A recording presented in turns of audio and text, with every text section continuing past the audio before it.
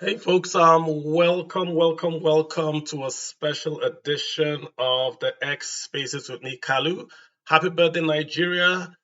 We are 63 today, so we're in adult years, we're approaching our consolidation phase where we would have saved all our money.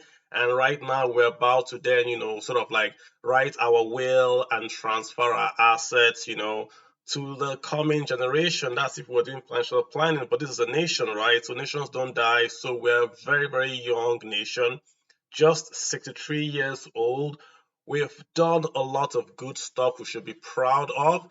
So today, I want to just basically run through, what's happening in Nigeria, where have we come in 63 years, so we're nearly at a century, right? And we should be proud of ourselves for what we have achieved in the country. So it's going to be an open, a space as usual where we can talk. Usually we say we talk money, finance, and of course the economy here in this space. And we want to make it personal, right? So everything we want to talk about, how does it affect you and your wallet? So this is what we're talking about, the Nigerian Fiscal Federalism, the Census, and the Land Use Act. That's the topic, the title right there.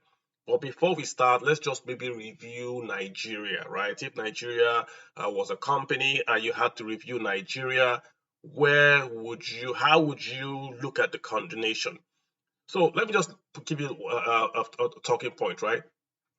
If you look at GDP per capita, which is the total output Nigeria as a nation has produced, all that we produce, Nollywood, oil, education, everything that we produce, total GDP per capita, and you then divide that GDP, that cake we have produced, by the number of Nigerians that we have, where we are today in 2022 is about where we were in Nigeria in, say, 1980. So what I'm saying is that, when you have a person, the person is growing, he gets a job, he gets more wealth, he buys this car, he buys the second car, he gets married, he has kids, so his GDP is increasing, his output is increasing, he can afford to buy this, he has savings, he has more children, like for instance. So his GDP is increasing, his population is increasing. If you divide his output by the GDP, that's what I'm talking about. GDP per capita, where Nigeria is today is the same level we were in 1980. If you look at the graph from 1960 to about, say, 1977, we were like kind of flat. Then we started to go up. After 1970, we just started to go up, GDP per capita. We had this huge jump in 1979, huge jump. Then everything just crashed from 1979 all the way to, say, 1990. When we had the democracy, everything just crashed. Democracy took off again, and in 2007, we then saw the economy bounce back again and start to go on this rapid rise up. So GDP was going up, say, from 1999 all the way to 2014. 2014 was our highest GDP per capita period, 2014. Also our highest GDP, not growth, GDP, 2014, per capita, 2014. And then it's just gone downhill from there. From 2015, we've just gone downhill. And we're at the same level today as we were in 1980. So essentially, what you have today is what you had when you started working, say, decades ago. That's what we're trying to talk about, which is not good because it shows that you didn't grow. All those years were wasted. Wasted on what? I can tell you. Wrong spending, subsidies, foreign exchange subsidies, not educating our children so our children couldn't come back to Nigeria and set up businesses to then grow the economy, things like that. That's essentially what we've done. I'm also looking at the ProShare dashboard. ProShare is on Twitter at ProShare. They do this dashboard every week where they give you macroeconomic indices. If you look at that indices, there's nothing there that improved from 2015 till 2023. So in the 8 years of democracy under President Buhari, no macroeconomic indicator improved. We're talking about stuff like unemployment or inflation or PMI or the external reserves or GDP growth, even oil sales down, currency circulation down, repos down, everything down, interest rates up, inflation up. So upside down economy where we earn so much, but we can't hold our hand and say this is what we spend the money on. We printed 23 trillion. Where did it go to? We borrowed so much that right now the bulk of our earnings go towards paying the interest, not the debt, the interest. But you can't point to a road and say, oh, we fixed this road. No refinery is working. No steel plant. The other day we had the chairman of Nord with us, and he said we have no steel plants in Nigeria that can supply them flat sheets to make cars. He said it right here. No flat sheets steel plants. So what are we doing? And this is the situation with Nigeria. Have there been good things with Nigeria in the last 63 years? Of course. We are talking on Twitter. Most of us in our cell phones. We have the internet. These things you see, we're not in Nigeria in, say, let me say 1999. We didn't have cell phones or this broadband internet that we have right now as late as 1999. I would even say going forward, maybe 2003, we didn't have it. It's brand new. So we've moved from NITEL. When I was in university, if you had to go call Lagos, not abroad, Lagos, you'd go to a special room, you give the person your number, the person will then call a Lagos number for you, and then you line up and you speak to someone in Lagos. This was not too far away. Now we have phones, we have unicorns that have created jobs and billion-dollar companies using the internet. We've expanded our economy. We have Nollywood. Nollywood is number 3 in the entire world. We poo-poo Nollywood, but think about it. In the entire world, if you take away India, which is number 1, Nigeria is number 2 in terms of number of movies produced. It's not just the movies, it's the jobs created. The CDs, the marketers, the actors, the makeup, the food. It's everywhere in Nigeria. We've created an African-wide economy around home videos. This is what it was all about, home videos.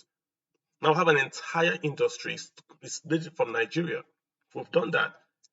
We have all those stars that are all over the world, Burna Boy and the rest, all over the world, all homemade.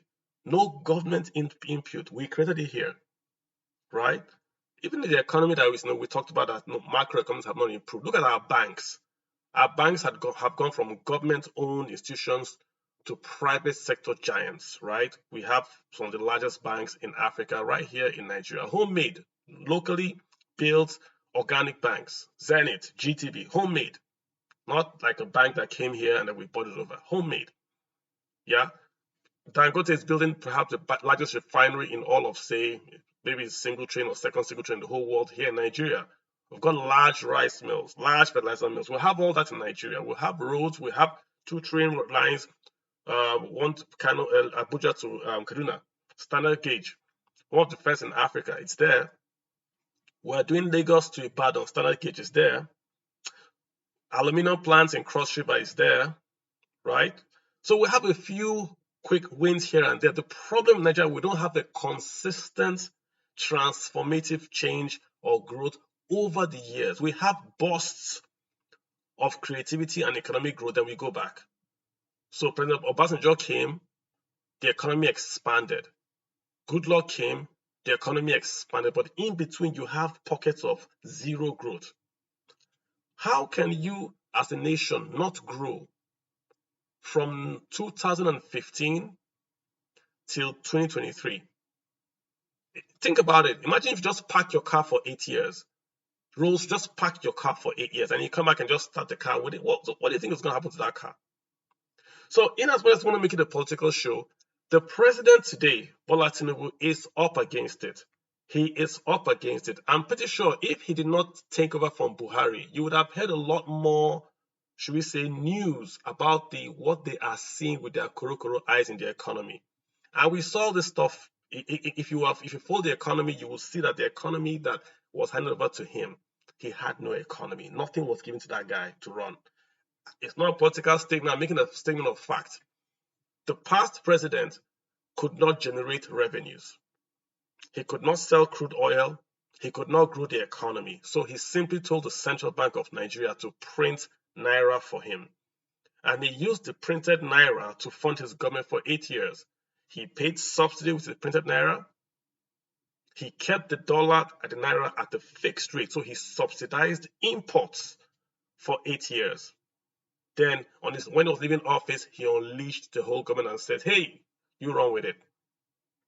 So that's the opening speech, that the economy today in Nigeria, 2023, after 60 years of existence, we don't have an economy yet. We don't yet know what's going on yet. We could be, Nigeria should be competing with the mints, the Indonesia, Turkey, Mexico. That's our level. We should be at that level. We shouldn't be, we should only be in BRICS. We should be in that G20 by default. South Africa is not a larger economy than Nigeria, but somehow South Africa got into G20 and Nigeria is not there. Not because the economy is not larger, but the US ambassador said we have a mono economy, crude oil. So the whole economy is in Nigeria. When you say, it will tell you our state can survive without crude oil. It's false. Because every state in Nigeria is one way or the other, those revenues come from crude oil. So we haven't, and it's not a bad thing, guys. Listen, the crude oil, we haven't even diversified into the chemicals, the polymers in that crude oil. All we do is export crude oil. We had the LME petrochemical plant owned by the NNPC in Port Harcourt that was supposed to take that crude oil and make petrochemicals. What happened? We crashed it. Now it's bought by the Indians. It's now a multi-billion-dollar company in the same Nigeria. So what's the problem? Nigerians. So that's the problem, that we haven't achieved what we should have achieved. Before crude oil, Nigeria was growing, one of the fastest growing regions on earth, Nigeria, this same country. We had a lot of respect. Nigeria alone stood against the United States and Europe and supported the MPLA in Angola, against UNITA in South Africa, and MPLA won. The Angolan government you see today was put in place by Nigeria. Google it. Nigeria did it. We fought apartheid. We led boycotts to the Commonwealth Games.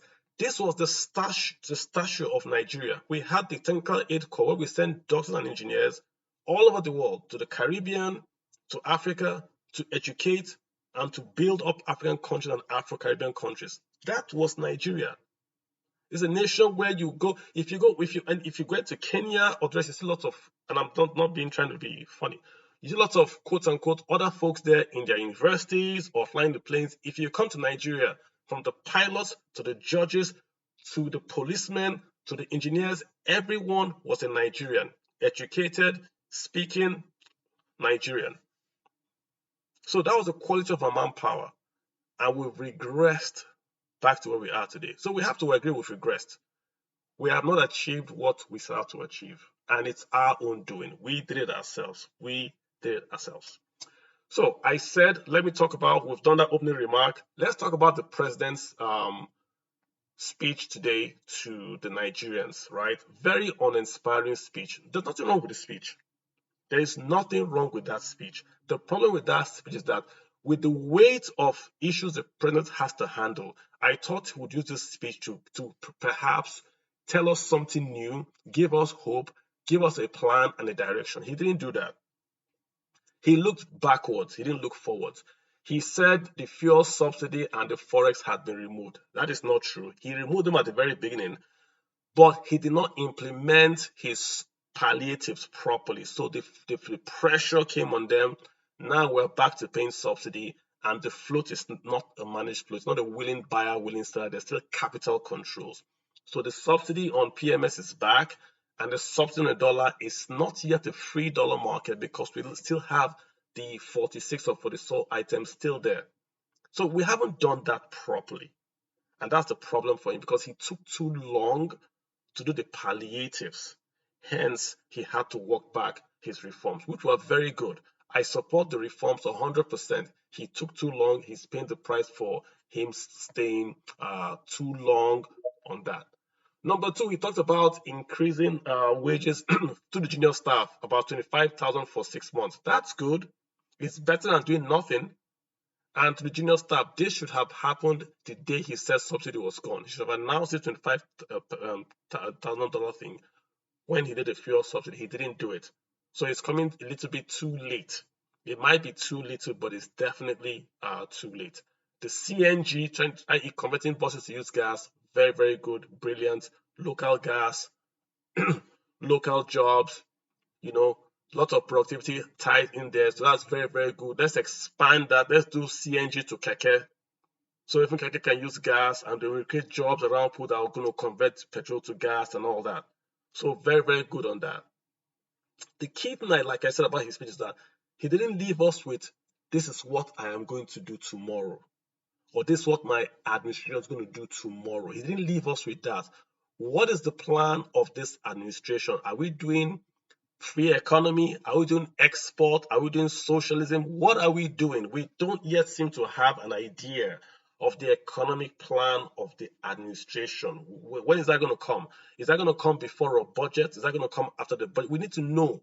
Because if we don't, we can then support, or we can then say, hey, this is in line with this plan. But right now, we don't know what to do. It seems to me, and this is me just speaking personally, that they're a bit stuck in between. They want to do reforms, but they are afraid of the people's reaction to their reforms. So they are stuck in a place, that they don't know what to do next. And once you wait in economics, you die. You can't wait. You have got to do things. You've got to move forward. You can't wait and deliberate and do data. You've got to be forceful, put out your plan, and then go towards it. Even people don't agree with you, at least they know you are doing this. That's the point, again, we want to make. So I want to give the guy time to get, he has his team now, has a CBN governor, has Minister of Economy. He has to have one cogent message, and they have to run with it. Politics is over, right? Run with that one cogent message. Create the jobs for people. Tell people what you want to do. Let people start to see it. You don't have time. People are suffering. I just shared my auntie, in quote, sent me, we were talking on the phone. She told me she went shopping. She was very depressed. I said, what's going on? She was telling me what she spent money on. I put it on Twitter. What she spent money on. Coke, $250. Bread, 1.2. Her full tank, 50K. Tell me stories. People are buying rice. They can't make stew because tomato is expensive. So they make stew without tomato. So it's rice and granite with the salt and pepper. That's what people are eating. There is no food in Nigeria because people can afford it.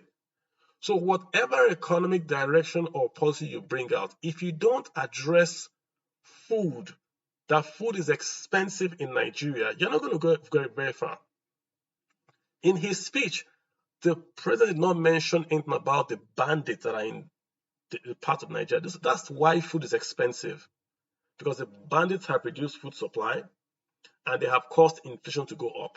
He didn't talk about that, number one. Also, the oil theft in Niger Delta. That is why we're borrowing so much in dollars. We can't export. Oil is now nearly $100 a barrel, but we cannot export enough crude oil because it's been stolen. Those two things are the most important issues in Nigeria today. The stolen crude and the bandits that are causing food to go up. He didn't speak about that. So lost opportunity for him. So that's more or less our opening talk. But why I put this talk about Nigerian fiscal federalism, Census and Land Use Act is to say this. The problem in Nigeria is not the presidents that come. That's the mistake we've made all these years. We are blaming Tinubu, Obasanjo, Yaradua. That's not the problem. Nigeria is not set up to succeed. And I'll explain to you why. The structure of the country is designed to perpetuate what a few military guys did years ago. So you have a country called Nigeria that is illegal to save. It's illegal, unconstitutional to save money. So every fund that is earned in crude oil has got to be shared out to the federal, state, and local government. You can't save any money. The president talked about his infrastructure thing that he did. Essentially, he took, when he removed subsidy for the first year, he got billions. We got nearly 1 trillion. So the president took 50% and kept it in a fund. That fund is quote unquote unconstitutional because he can't do that, no matter how good that fund is. But Nigeria is not set up to save money. We are set up to earn money, share the money, and spend the money. We have fiscal federalism that rewards the way we work in Nigeria. When we earn taxes, we reward you based on population and land mass, not generated in revenues, not primary school, nothing, just generated revenue and land mass. That's the problem, because that means that as a governor, all I have to do is to get land and have children, and I get money. Lagos can go and build all what they want to build. I will get Lagos money by having land mass and children. Now look at Land Use Act. Land Use Act is saying that land, which is the number one wealth generation anywhere in the world, in the whole world, you have two forms of wealth, land and gold. Anywhere in the world, land and gold. Gold is commodities. Land is where you stand on. Nigeria has taken that land away from people and said the land is owned by the federal government. Which means if you want to go to a bank to use your land as collateral, you have to go and buy and transfer that land, which makes it expensive to transfer. So it's dead capital. You are in your village, your land is worth $1 million, you can't do anything with it. So Land Use Act, set up to fail. Fiscal Federalism, FAC, set up to fail. Census, where we count census because census derives how you share money, set up to fail. That's why you've never had a census in Nigeria since 1958. 58, before Nigeria was formed. From that 58 census till today, we have never ever had a census that we have agreed on because it's all fake. It's done to get revenues from the central purse. So those three issues, federal, fiscal, that FAC, census, Land Use Act, those three things impede the ability of Nigeria to break out of where we are into the mints, all those Mexico, Indonesia, Turkey, where we should be. We are making incremental change. We're not making transformative change. We are building one road, we're doing one airport. The whole economy is not growing and expanding because we're held back by FAC, by land use, by how we share fiscal federalism. That's what's holding us back. So one president can build 20 roads. The nation will not double the GDP. I heard the CBN governor say he wants to double GDP in 8 years. I'm not sure about that. Guys, that's my take. I don't want to keep on talking. Let's get to a few folks in here. Let's not remember, guys. Let's also talk about the good things in Nigeria and what we can do. It's a special session. If you don't want to talk about my topics, talk about your own topic. That's fine. Tunde, you've got the floor. What's up, Tunde? Thank you, Kalu, for your introduction. What's the happy independence and gratitude to all of us in Nigeria and to Nigerians in diaspora. I always appreciate this platform because it's one platform where we talk the truth. And I just pray and I hope sometimes that those who are in our positions of leadership do listen. Now, I want to start from where you're about to talk that you don't blame our leaders. You see, really, I still blame our leaders. And with due respect, I blame especially the present president. I'm not talking on any politics. You see, Nigerians, especially most Nigerians, have believed in fiscal federalism. Indeed, one of the things this present president stood upon is fiscal federalism. That states should be empowered to do a lot of things which the federal government has arrogated to itself through the constitution. But here we are still seeing that our president is yet to make those fundamental changes. Indeed, I always say on Twitter, and make a joke, that President Tinubu created local governments in Lagos State. I want to see whether he will make sure those local governments come into the constitution. You see, Nigeria needs to go back to the drawing board and rethink our structure. It's the structure that is really weighing us down. And as the Bible says, so I'm a Christian, and this might be just another, if the foundation is destroyed, there's little or nothing anyone can do. We are just building on the faulty foundation.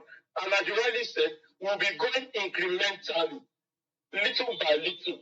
And in the end, okay, you said we can't save. Who said why can't we amend our constitution to allow us to save for the rainy day?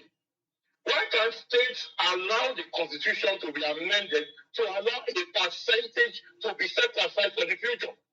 It takes 24 states in the federation to amend the constitution. Not even the 36 states, 24. But there is no way, because when people get into power, they see the goodies in the power and they forget all what they need to do. And that's why I blame the leadership.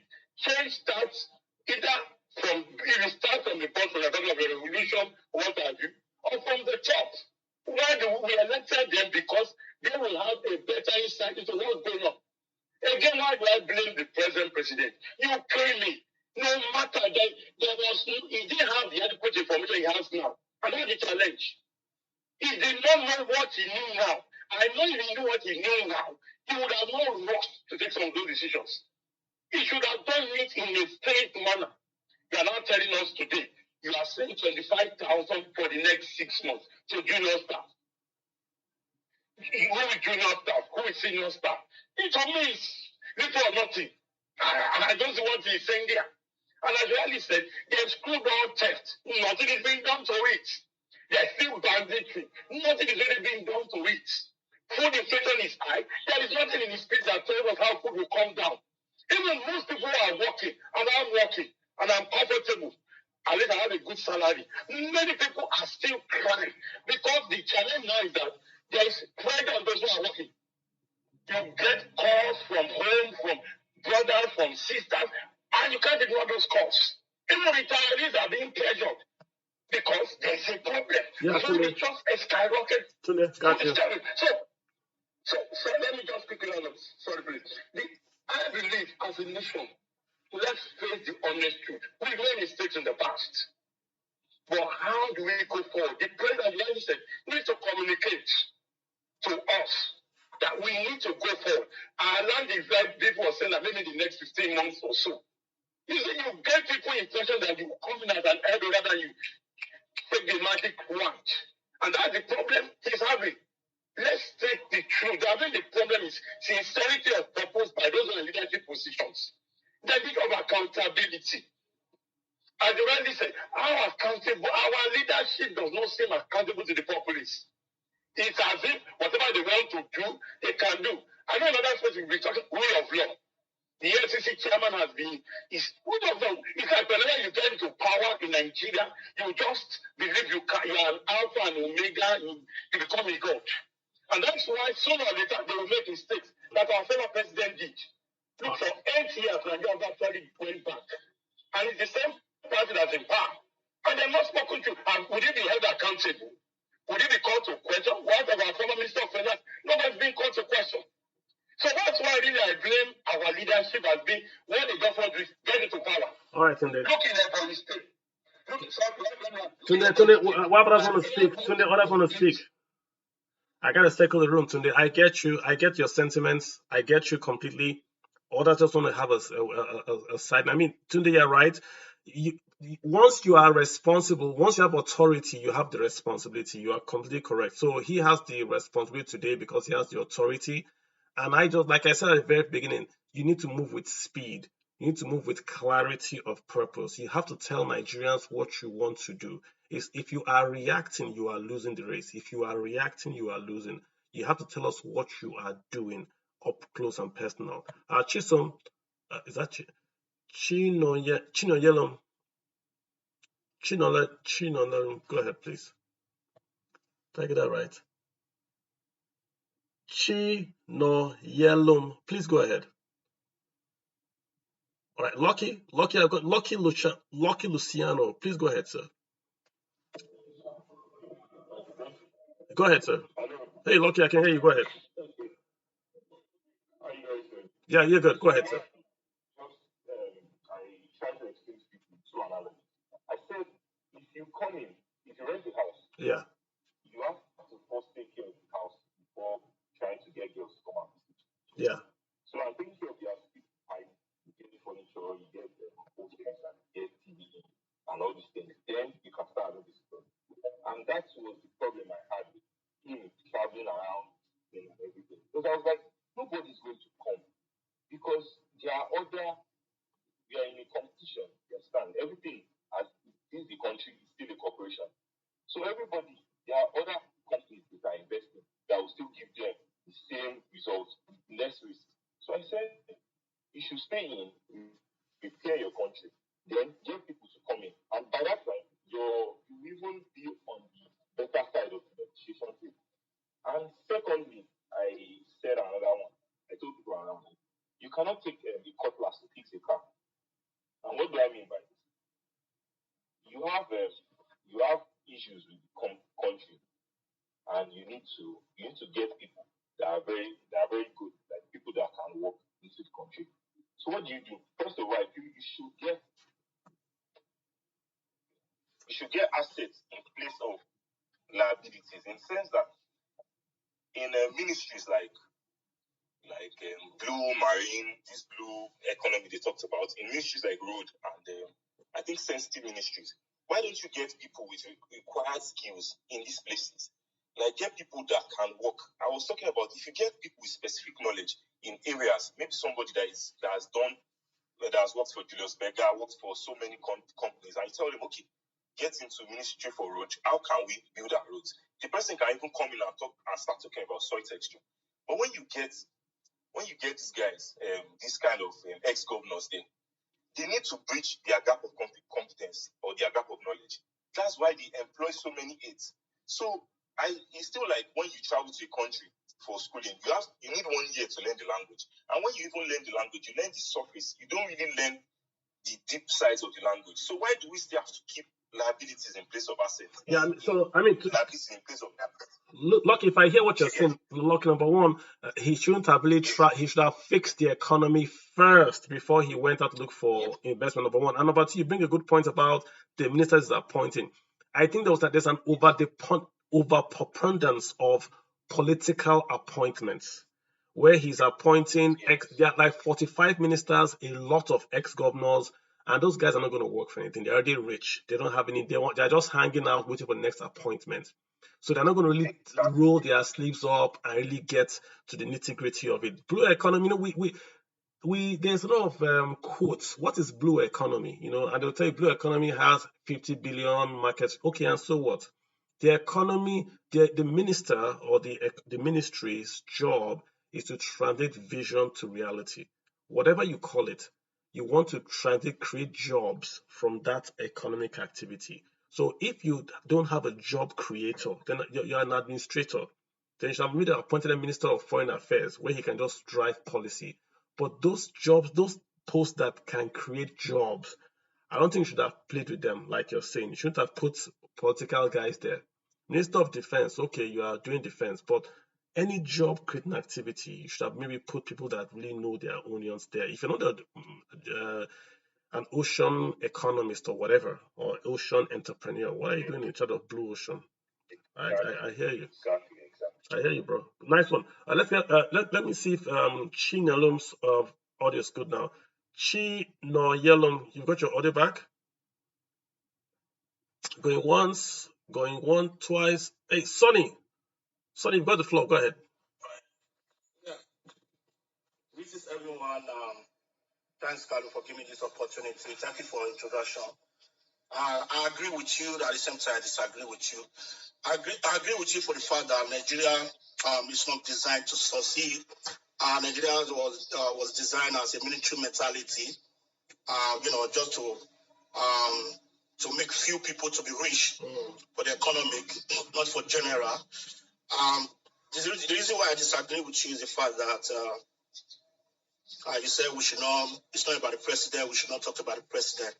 That why I disagree with you, because being a president is leadership, and someone cannot just come on board as a leadership and say you want to build road or buildings.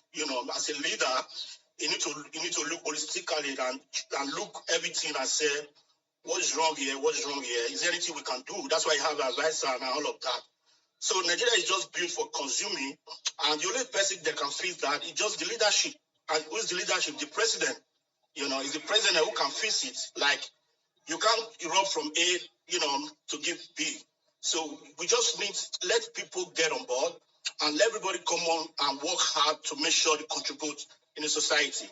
I've never seen any society that people only benefit without contribute. It's only in Nigeria that I see that people always benefit without contribute. And be a minister, you have to work hard. Like they said, a country does like a business. So people have to work hard and bring what they have on the table. For him to appoint ex-governors, former ministers, or general, it's not going to make any difference, because those guys, they will just feel like, you know what, I'm not going to wake up in the morning like 6 o'clock, 7 o'clock. What did I need for? So for me, it still go back to the leadership that we lack in the country. And I never really expect anything change for this government, because why? I think they didn't have anything that they want to bring on table, rather than they just want to grab the power, which is the government we have been having previously. I think that's how they that's how they have been doing, because we need a leader who can bring something, who know how the country is, who know about the economy, and say, you know what, I'm going there to do the changes. I guess people are saying that, we just give like it's just a new, but it's not about new. One policy you can make, it will affect the country, negative or positive. So you don't need a barrel of paper to just say, okay, you know what, let's do this, let's do that. Look at what happened in Paris. It take the government then in France to destroy half of Paris and rebuild it again. Because that's the leadership. Just there, they could just say, you know what, let's just leave it like that. Let's just do whatever we want to do and go back. That's why today, you see classify Paris as one of the, most beautiful city in the world. It doesn't fall from her. People do it. That's the leadership.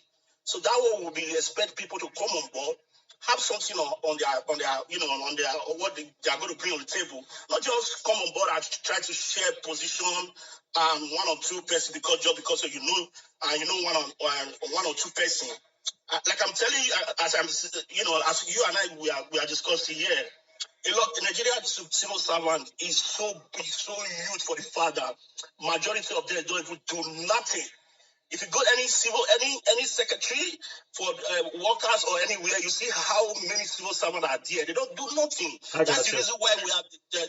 That's the reason why our economic is be wasting. Yes, because we are not be really effective. As a nation, like productive. And you see, you go to the immigration office. You see a lot of people. I got you, Sonny. Yeah, good point again, Sonny. And just to clarify what I mean about don't blame the. Hold up. And just to clarify what I mean about just to clarify what I mean about they don't blame the president. I'm saying the structure of Nigeria is not designed to enable you as a president to succeed. I'll give you a good example. When Goodluck wanted to save money, he created a sovereign wealth fund, but that fund was unconstitutional and illegal. So even though we didn't like that the governors were against him saving, the governors were correct. The president could not save money. How can you have a country where there's an oil producer, so we earn commodity revenues that are that they are fluctuating, but you can't save? That's in our constitution, and that's the point I'm making. Look at Land Use Act. If the president Tinubu wants to build estates, there's Land Use Act issues, right of eminent domain issues are all there against him. If he wants to appoint ministers, he has to appoint a minister from every state of the federation. I don't like that law. If the president wants to appoint ministers from his place, let him appoint whatever he wants to appoint. But to say you must appoint proportional from every state, people might think it's good, but it doesn't even make any sense. What if there's no good person in that state I want to appoint? What if I have my team and I want to run with my team? Run with your team, succeed with your team, or fail with your team. That's, for me, is a better policy. So many things pull the elected president back. That's where I'm actually going to. Many things pull him back that are not really that he can do without. Yeah. Let me get St. Augustine de Porres. Did I get that right? Austin Bob. Go ahead, sir. Austin? Carl, good evening. Good evening. How you doing? I so much enjoy your spaces because you really bring up good topics. I know you always like to stay away from politic talk, but I think today you have entered politics. So Because when you talk about Nigeria and the kind of things you listed in the space as the topic of the spaces is all politics. I'll just mention three things briefly. The first is this. This country has very bad foundations. The question is why? That is the issue. Why do we have those foundations? And I'll tell you, it's not far-fetched. We have a lot of dishonesty in Nigeria. If you go back to our history and how we came to where today, you'll see that we have dishonest players. The tribal, religious, and ethnic issues that made Nigeria what it is today is because of dishonesty from certain players in the country. I'll stop there. I'm sure most of you know what I'm trying to say. Secondly, this government that has come in and the leadership that has come in today, I don't expect much because you have to look at the antecedents. What kind of people are ruling Nigeria today? You have a president who has shady records. You have political appointments that will serve us well. And you look at the people that are in power today. I mean, where are the eggheads? I'm not convinced that the likes of Cardoso and Co can move this country forward because we know where they're coming from. And then thirdly, to conclude, the president himself, based on the things he said in his speech today, I'm not convinced because looking at where we are today, a serious government will come in, will start thinking of things like cutting costs immediately. I mean, we're hearing of things like palliatives. What the hell is palliatives in today's world? Who will it serve? They're busy sharing money to themselves in National Assembly. But then, brother, I personally don't want to say much. I'll just listen on. I thank you for the opportunity to speak, but I tell you, in all honesty, I'm not optimistic. Thank you so much. Yeah, I appreciate that. I mean, just to be clear, guys, corruption, dishonesty, bad leaders is present in every country. In America, there's corruption. If you read the papers, you hear this guy was found with, they just arrested a senator in America for having cash and gold coins. He was selling information to Egyptians for Mercedes-Benz and all that. A senator. The same way, if you go to Europe, you find guys that were arrested for corruption. You find bad leaders in Europe and all that. But how come that even in Belgium, you talked about tribe, Belgium is more tribalistic than Nigeria. Belgium. The two tribes in Belgium don't agree. As a matter of fact, there was a period Belgium had no government because the two tribes could not agree. But the trains in Belgium arrive on time. The hospitals in Belgium work, even when they had no government. But in Nigeria, it seems to be that everything revolves around the failure of the government to provide those basic services. And that's where I think the difference between Nigeria and the rest. We don't work. Even our own corruption does not work. In Indonesia, hold on. The Indonesian president, Suharto, stole the same money that Abacha stole. But they built a car company owned by his family in Indonesia. Today it's a thriving car company. They invested in Indonesia, the Suharto, and Indonesia is doing very well today. Of the debt of the stolen wealth, our own corruption does not work. So I'll give you a few seconds and then we'll move on. Yeah, just a few seconds.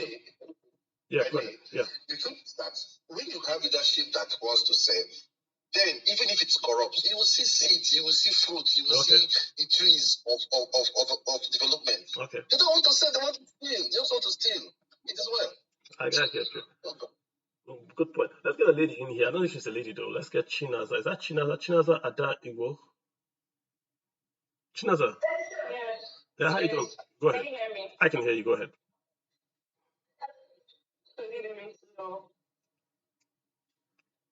Yeah, go for it. Go for it. Like, I don't understand. Like, sometimes if I remember I'm a Nigerian, especially we living in diaspora, like I used to feel ashamed of myself because even people that are not supposed to be talking to us as the people are not talking to us anyhow because we're in Nigeria. It feels so embarrassing that at this stage and at this time of our country, we cannot get things done right.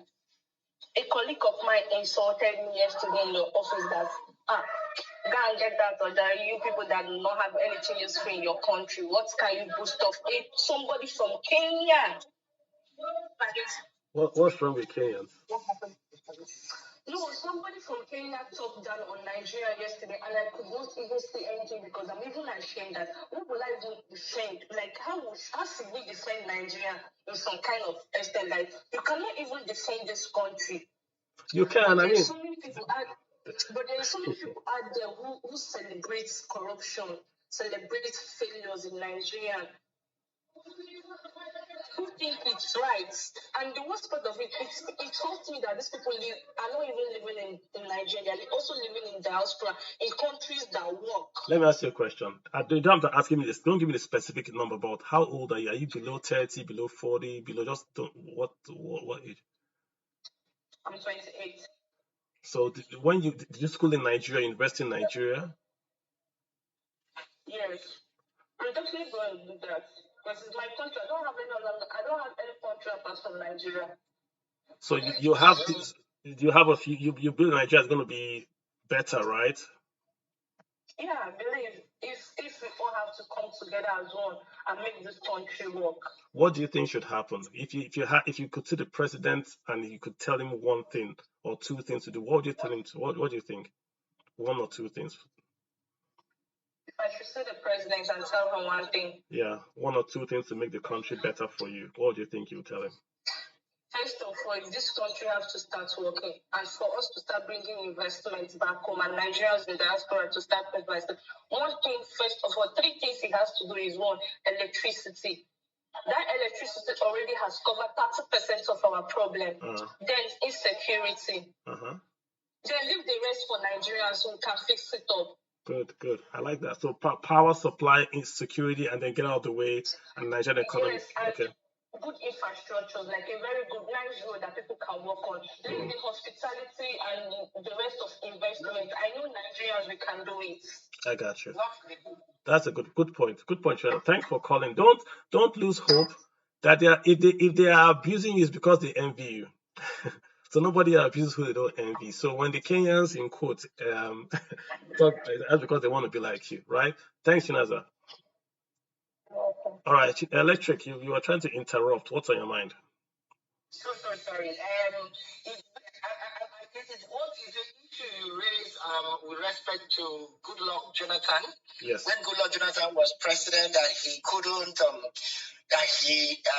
about the debt to sovereign wealth fund. That issue you mentioned, and also with respect to the Land Use Act. I need to clarify something here. The truth of the matter is that Goodluck Jonathan could have gotten the constitution amended to make savings legal on the part of the federal government. Goodluck Jonathan was also the very first president to initiate constitutional amendment. So he could have, if he wanted the sovereign wealth issue to be regularized, he could have initiated a constitutional amendment to make that possible. The same thing goes for the Land Use Act. So in essence, if a presidency wants to initiate change, it is possible for a president to initiate those changes if he simply uses his powers as a president. They could use it if they could amend the constitution to create the National Industrial Act and other things Goodluck Jonathan did. He could as well have amended the fiscal provisions in the constitution. So let me ask you a question. So why do you think they passed the National Industrial Act but they didn't pass the fiscal federalism? Why do you think they didn't pass that? Because it was a proposal. Why do you think, let me ask you a better question. Why do you think PIB, the Petroleum Industry Bill, was not passed for decades? Why do you think so?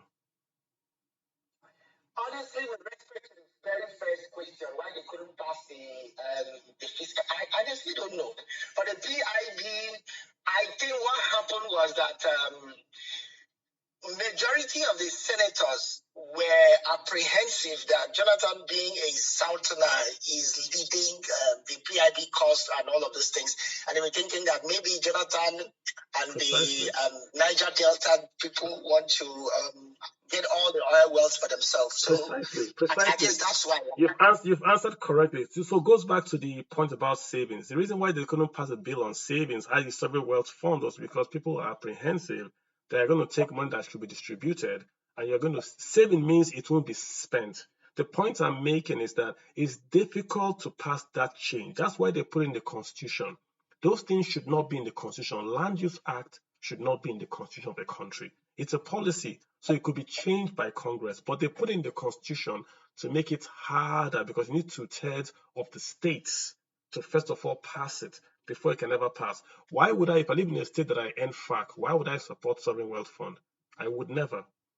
So that's why it's difficult. This is the point I'm making, that Nigeria is held back by things beyond able to control. The president of Nigeria cannot wake up and say he wants to save money. Even this one Tinubu is doing is unconstitutional. Sovereign wealth fund is legal, but unconstitutional. This is the point I'm making. You can't have a country like that. It can't work. This is the point I'm making exactly. Land Use Act means that all land is owned by the government. So if I buy shares worth ₦1 billion, I go to the stock exchange, I transfer, I sign. That's it. I don't go to the governor of Lagos State. ₦1 billion share certificate. But if I want to buy land worth 100,000, the governor of Lagos State or the governor of Abia State or the governor of Jigawa must sign. The governor must sign. So that's not productivity to say that a human being must sign a piece of paper before I can transfer title. So it makes land transfer, it makes legal equity difficult. And that restricts and creates dead capital of land. And land and gold, like I said, are the centuries-old measurements of wealth. If you have land, but you can't collateralize that land, then you are poor. It's like having $1 million on the moon. Do you have the $1 million? Yes, but can you spend it? No, so you are poor. That's the whole idea of Land Use Act. So good point, Electric. I appreciate you making that point. Ordinary citizen, please go ahead, sir. Thank you very much. Yes, it's a very happy birthday. Happy birthday. Happy birthday. I think whatever for me, whatever we are going through as a people can be traced to our political and economic structure. Virtually everything, I think. I agree. As much as we need credible and people who have the capacity to govern, the system with which we are operating is a self-limiting system. That's how I define it. It is self-limiting. It's a system that makes it impossible or denies us the ability to focus on how well a leader can lead his or her people. Let me give you a good example. I asked someone, a group of young people discussing this issue. I asked them, is there anything, as a traveler, is there anything that is more important than safe arrival at your destination? They said no, absolutely nothing. So if you're traveling from Port Harcourt to Lagos, you just want to arrive Lagos safely. So the issue of the condition of the car, if the driver is qualified, assuming you're taking road, those are paramount issues. There's absolutely nothing else that will matter most to you than these two factors. At least it guarantees safe arrival. Then I asked them, what if the system says the driver determines where you're going to? So it's no longer safe arrival. It's now getting to your destination. If a system says the driver determines your destination, so you can begin to find your cousin or your son or somebody who you know very well you can talk to. Even if the person doesn't know how to drive, you can manage the person, at least teach him on the road. Let us manage him because you want to get to your destination. It's no longer the safety of your arrival. It is now getting to your destination. That's how I define Nigeria. Nigeria has invested so much power at the center that anyone cares about who becomes the president, not the quality or the content of the character. It is self-limiting. If General Hospital Abuja wants to employ now, they won't be looking at the quality. If the best, medical doctor, for instance, if they need 5 medical doctors, if the best comes from Kogi State, what would they do? They will just take one. They take one and then look for and go elsewhere to look for. Yes, because there's something they call federal character. True. All these things we are, using as a response to some of our challenges are not working. We needed, a time came when we needed, national unity. They started national NYSC. As if the problem is the spread of Nigerians and mix. It's not the problem. If you have a problem of, equity distribution of resources, and you say no, people should, go mix up across the country, it will bring unity. We know it will not. This Buhari regime, or rather, the current president, Tinubu, when as an opposition leader, he hammered on restructuring Nigeria. In fact, that was his major point the APC as opposition party were, consistent with their message with restructuring. Immediately they get into office, they completely abandoned it. I don't know why. They know the truth about restructuring, but when politicians get into power, they abandon it. Why? Because the system also makes Nigerians, it limits our ability to come together to solve our problems because of the same thing. Because the resources we have is 100% controlled at the center. Therefore, we are looking for who will bring us, no matter how small. So we are fighting for a share in a dwindling, system instead of looking at the bigger picture. Another thing that has made it impossible to have this conversation actually is those who propose the structure have made some parts of the country, alienate those who are supposed to be on the same table with you to discuss this. Tagging the North parasite is one of the worst things that has happened to this conversation. Because you can't, if I'm from the North, you don't expect me to sit on your table with those who insult me every day. So my plea on this day is this: unless we tell ourselves the truth about how limiting the structure we operates currently is, and have the correct language and communication to communicate those who have legitimate fear in a restructured Nigeria, we will not move forward. Once again, congratulations to Nigeria on their cities. Yeah, good point there. Let me dovetail on your last point about parasites and the rest. I always assume that when we are talking about this, how we make money in Nigeria, that it's a broad spread. Till I actually delved into the numbers, Nigeria cannot survive without crude oil today. It's impossible. If you look at the gap between the largest revenue earner in Nigeria, which is crude oil, i.e., the largest revenue earner, export earner, crude oil, and the next one is like 5 trillion and like 1 trillion. And the 1 trillion is even an oil-based urea fertilizers. So what are we exporting in Nigeria? Soybeans and peanuts. Sorry, soybeans and what's it called? Cocoa. That's a nation of 220 million people. We're exporting soybeans and cocoa as the largest export crop. We're doing nothing. Apart from crude oil, there is nothing we're exporting. The only place to get revenues, dollars, is remittances. So if you take away remittances, it's only crude oil. Solid minerals is less than 100 billion. It's less than even 50 billion. I think I tweeted the figures out a few days ago. Less than 50 billion. So Nigeria has to step up. And it's a big opportunity for the brothers in the north, in the south, in the east, because crude oil is only in a few places in Nigeria, to step up and export more. Gold is in Nigeria. Ores are in Nigeria. Clay, limestone, all in Nigeria. And we're not exporting tin. It's in Nigeria. Nobody's going there. We're all on crude oil. So the gap of crude oil is wide. And the problem is that crude oil as a sector is dwindling. The share of that revenue to our economy is falling. The share of that GDP to our total GDP is falling. So we are growing a market that is falling, and that's why we're in the trouble that we are today. We're not expanding other areas of that GDP. So it's just crude oil that favors Nigeria. Nigeria is a derivative of crude oil. If it goes down, our economy goes. That's why we're suffering. Zion, what's up, man? Zion. Before, I just want to add this, Carlo. Buhari's administration had a golden opportunity to refocus Nigerian energy source. The sun that begs land in the north is the energy, the crude, supplies to Nigeria. But it wasn't the energy we look underground is there in the north. But Buhari invested billions of naira looking for crude in the north that had abundant, solar energy supply. I told my brothers in the north that there had been 419, that there's no crude oil of commercial quantities in Bauchi. Listen, anywhere you dig in the world, you'll find crude oil. Anywhere you dig in the world. The problem is that, is it commercial? If there was commercial quantities of crude oil in Bauchi, the Shell and Co would have found it. They were there before Buhari came. They looked there. They saw the oil. They said it wasn't there. And I put it on Twitter. Back then, if you put it, they'll say, oh, you are pessimistic. It's not There's a guy that sent me a tweet and he walked there. He told me everything that was happening there, how they've shut the pipes, then released the pipes so the volume would go up.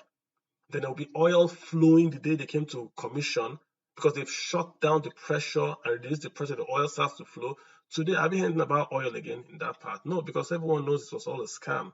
It's gone. So let's leave that oil. Buhari talked about two projects. Buhari talked about. He talked about getting water from the Congo to Lake Chad. He didn't do it.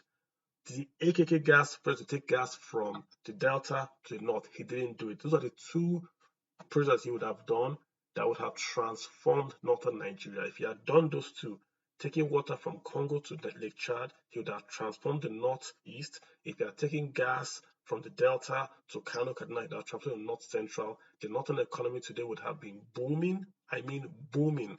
But he threw it away looking for oil in Bauchi.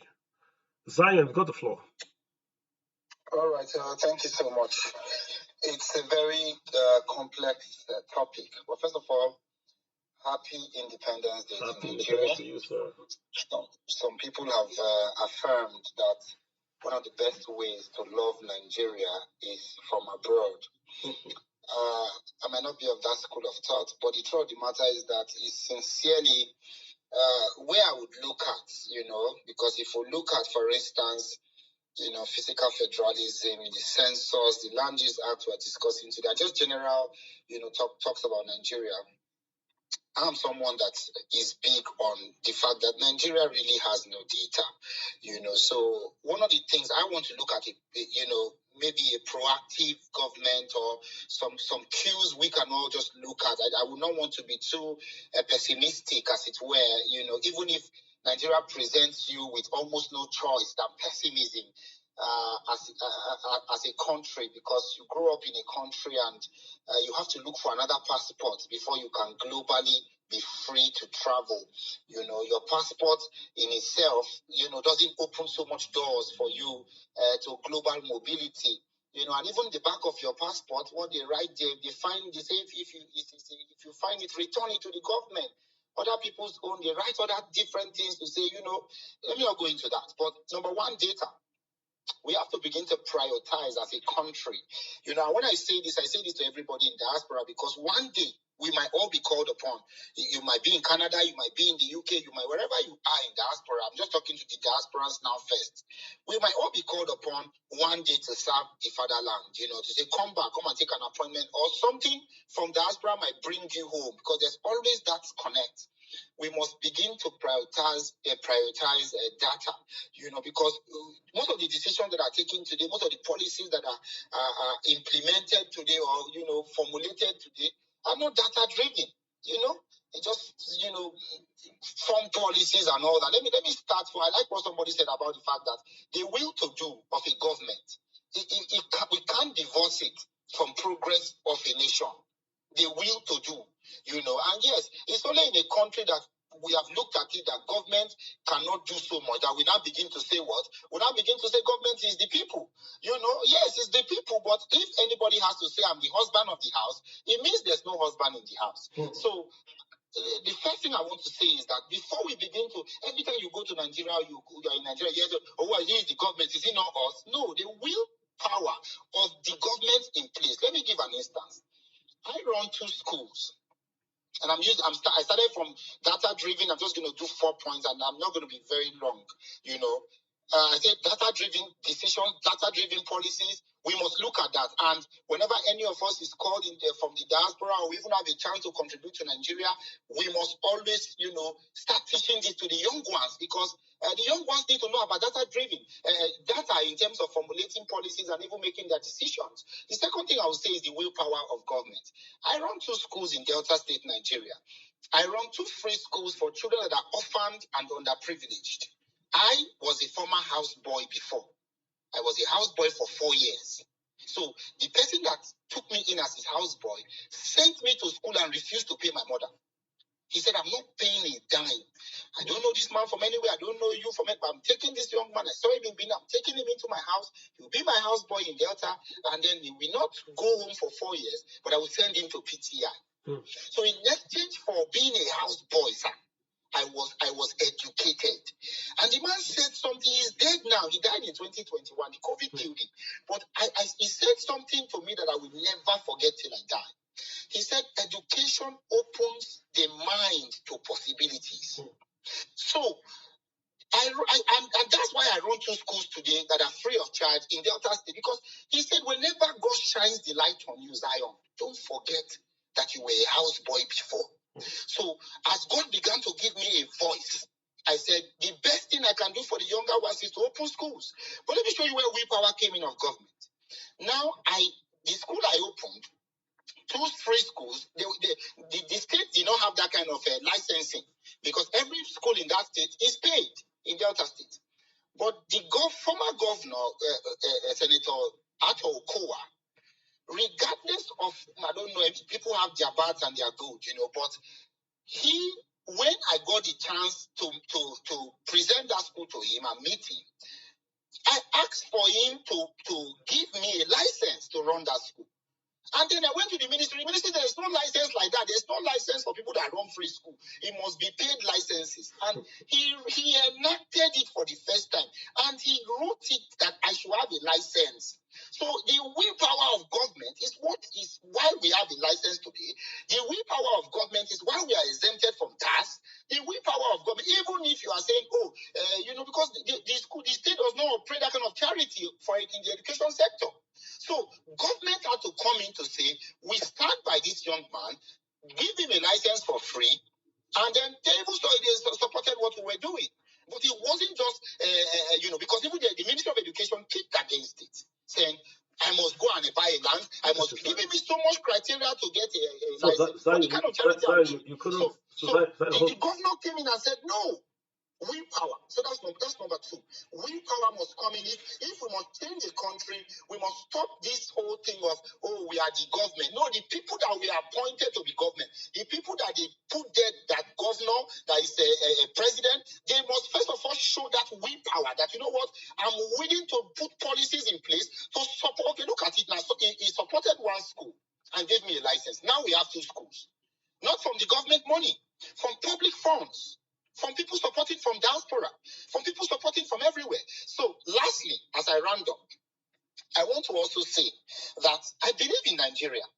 But like I said as I started, it's easier to believe from afar, because the Land Use Act and the fair use, the things we talk about here now, just to own a land, for instance, like you said, is so much. So if government can come in and say policies should be done in such a way that it will enable people that are willing to invest, people that are willing to put their hearts back into the country. Some people, everywhere you go to abroad, you see proud Nigerians. Forget this 1% scammers we have. That's just a blink. It's a small part of the country. Forget it.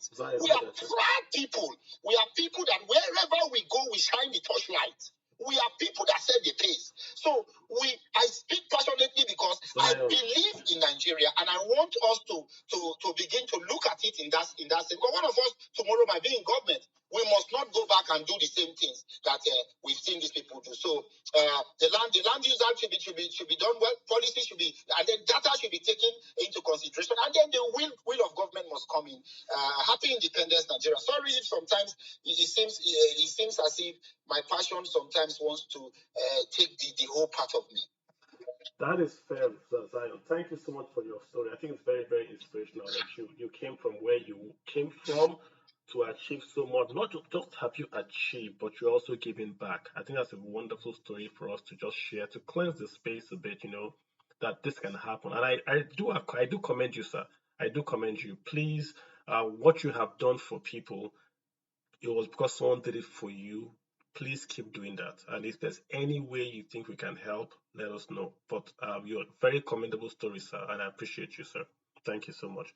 I've got the great. Is that the great?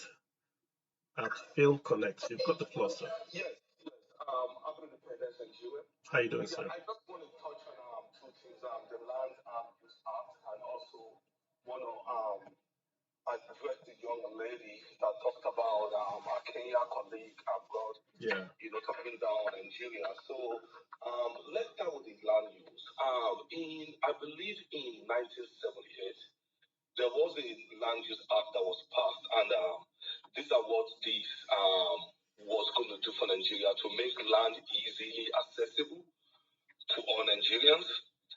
People that want to do business, if you own a land, you could bring your own private investors and all of that, and also to prevent speculative purchase of communal land, and also streamline and simplify the management and ownership of land, and also provide a system of government administration the rights that will improve tenure security. So all of these laws are in place. A lot of them have been put in place. Sometimes it looks as if the government is not working. But one of the biggest challenges that you will find in Nigeria are the ministries. People like me and you working there. People that admit God, that will not follow the procedure. For instance, I live in Texas here. Let me tell you one thing that blew my mind. When they were doing the NIN stuff, Nigerian government sent machine to the whole of the United States for Nigerian abroad to be able to register NIN. Bro, no country is doing that. That's an advance. Hold up. What year are you talking about? I'm talking of this year, 2023. They sent machines. This NIN thing, and a lot of us that have not been to Nigeria maybe 2-3 years, we don't have NIN or BVN. So the government sent this thing there. You will see people in churches. Do you know what Nigerians start doing? People will ask you for $100. That's 100,000 naira in Nigeria now, for you to be able to use what government have sent to help Nigerians abroad to be able to register us and know our data, know the number of people that are there. And all of this can benefit us in so many ways. Some people enter problem abroad that government needs to reach out to. Those are the mechanism put in place to tackle those challenges. For people who are charging. Yeah, I'm sorry, but I don't know, man. I know people are complaining about getting this NIN abroad. I know I was abroad, and there was a big. The NINs weren't there. You had to get a passport application and NIN, and they couldn't get NINs. That was a big problem in the community back there. So it was much easier if you have a Nigerian passport, even if your Nigerian passport is expired or not. I'm talking of something that happened 3 months ago. I went to a restaurant to eat, and one of the guys that are running this package, and they were asking, and people start paying the $100 there. So the government actually put this in place. But some people are charging. So someone like me that don't have $100 might not be able to access what government have done for me to benefit for free. I got you. So it is not so much about the government. It's about the ministry. We need to start look at what happened in Abuja. A lady was thrown out of the bus and then she had to die. About a week ago, a 4-year-old guy had an injury with hot water, and they have to raise money for her online. And I was following the case, calling the charity organization, and they told me that they're not going to admit that guy in the hospital because the specialist is not available. And this guy body is burned. He's on Twitter. He's burned. And even after they've raised the money, and the mom has to be using clothes to clean it all the way. Yeah, so it's not so much about the government, it's so much about people. Now, the land use the government have provided all of these things. Do we follow it? Do we care to actually even read the law? Do we care to actually know what is free for us to obtain or not? So we don't do it. So it's a lot of problem. The same thing people that live abroad will tell you to get a Nigerian passport is one of the most. It's like you want to get an American visa. Yeah. If I get an American visa in Lagos, is more easier than getting a Nigerian passport. Getting a Nigerian visa for foreigners also, it is war. Yeah. Because the people that are there. But let me ask you a question. Let me ask you a question. Just last week, we had the Minister of Works. He got to work early. He didn't see his workers, so he locked the workers out because they came late. And it's fair. He's the minister. He locked them out. You know what the workers did? The workers protested against the minister, staged a demonstration outside and locked the minister in. And then the minister later on had to come out and apologize. So what I'm saying is like the civil service is one area, like you are right, we haven't really touched on. The civil service is in a way, and I'm sorry, I apologize if you're a civil service member here. It looks like the civil service pulls us back in Nigeria. I would say this: the civil service in Nigeria is a place where if you have someone in power and you don't have a job, they get you a job in the civil service. And over the years, we have very, very good guys in the civil service. But I think over the years, the quality may have gone down. This was the same civil service. I know a long time ago, my dad showed me an ad where the Mobile had sponsored Nigerians abroad to study. Nigerians came back to Nigeria and all went to work for the Nigerian civil service. So Mobile was published their names in Nigerian newspaper and was threatening those Nigerians that if they don't come and work for Mobile, they will sue them because they all went to work for the government. Back then, to work for the government was not just you had the money, but it was a thing of pride that you worked for the government of Nigeria. But right now, it looks like it's a job creating, government still want to create jobs. Ministry hire people, 770 people per local government hire people. So they are very, very good civil servants, but I think the quality has gone down. I don't think we're getting the bang for our buck. And why is it important? The total crude oil Nigeria sells, all the crude oil Nigeria sells, 100%, goes to pay salaries, pensions, allowances of only civil servants. And I'm being, this the money actually goes to debt.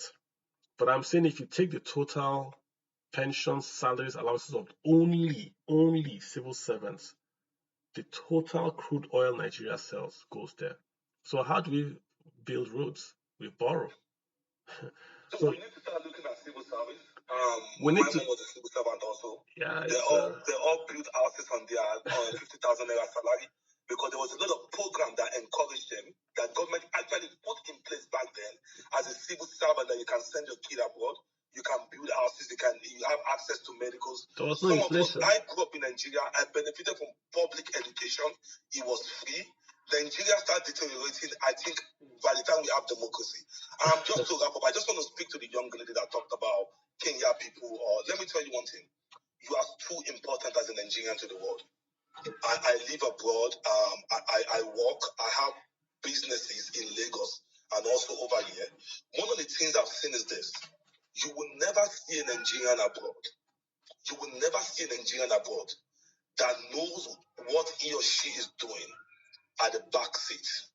We are too important. In boardrooms, we are important. In the city council meetings, we are important. In the political spectrum, even in America here, in the city, because by the virtue of who we are, we love to give. We are cheerful giver. We know how to warm the heart of people, and we are brilliant and intelligent. I mean, I know guys that work in the medical field over here. There is a doctor in Dallas that has a whole about I can call it a community of hospital to himself. There are a lot of people like that. So do not let anybody bamboozle you, not even Americans themselves. No. In Africa, we are too important. Trust me, we know we are facing our own challenges. We pray we get it right, but we are too important. So all of those nonsense that Nigeria say you can't fly, all those things are nonsense. I don't do bias politics. I want Nigeria to work, but I want you to know as a young person, I left Nigeria at the age of 16, not by myself. I didn't know what I'm doing.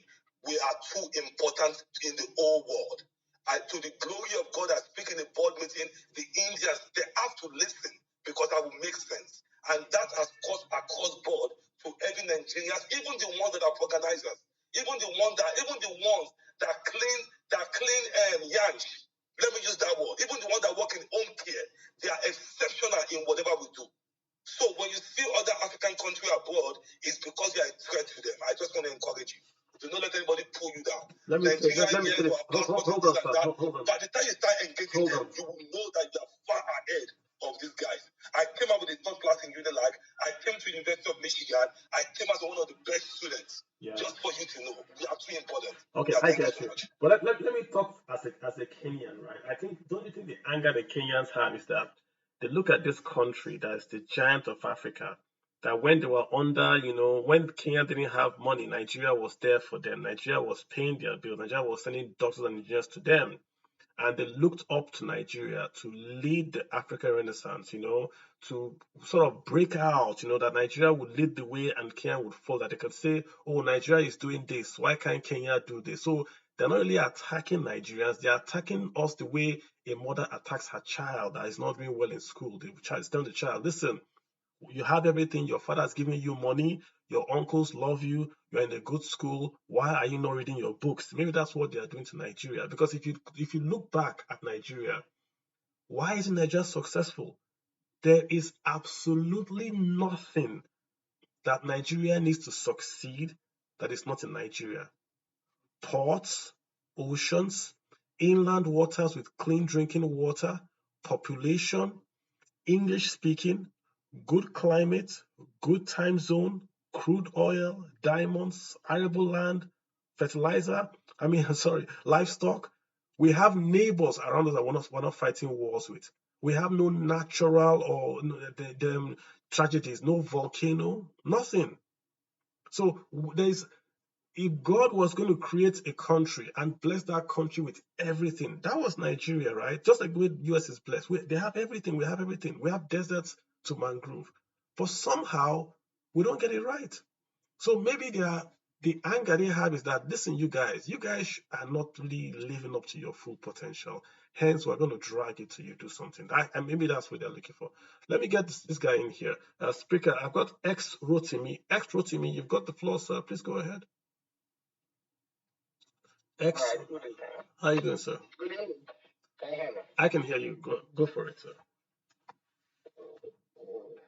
Thank you for stepping on this kind of platform. Please, I don't know. I've been reading online that the subsidy payment has returned. I don't know. There has not been in any of the government spokesperson to come out to tell us whether this is true or not.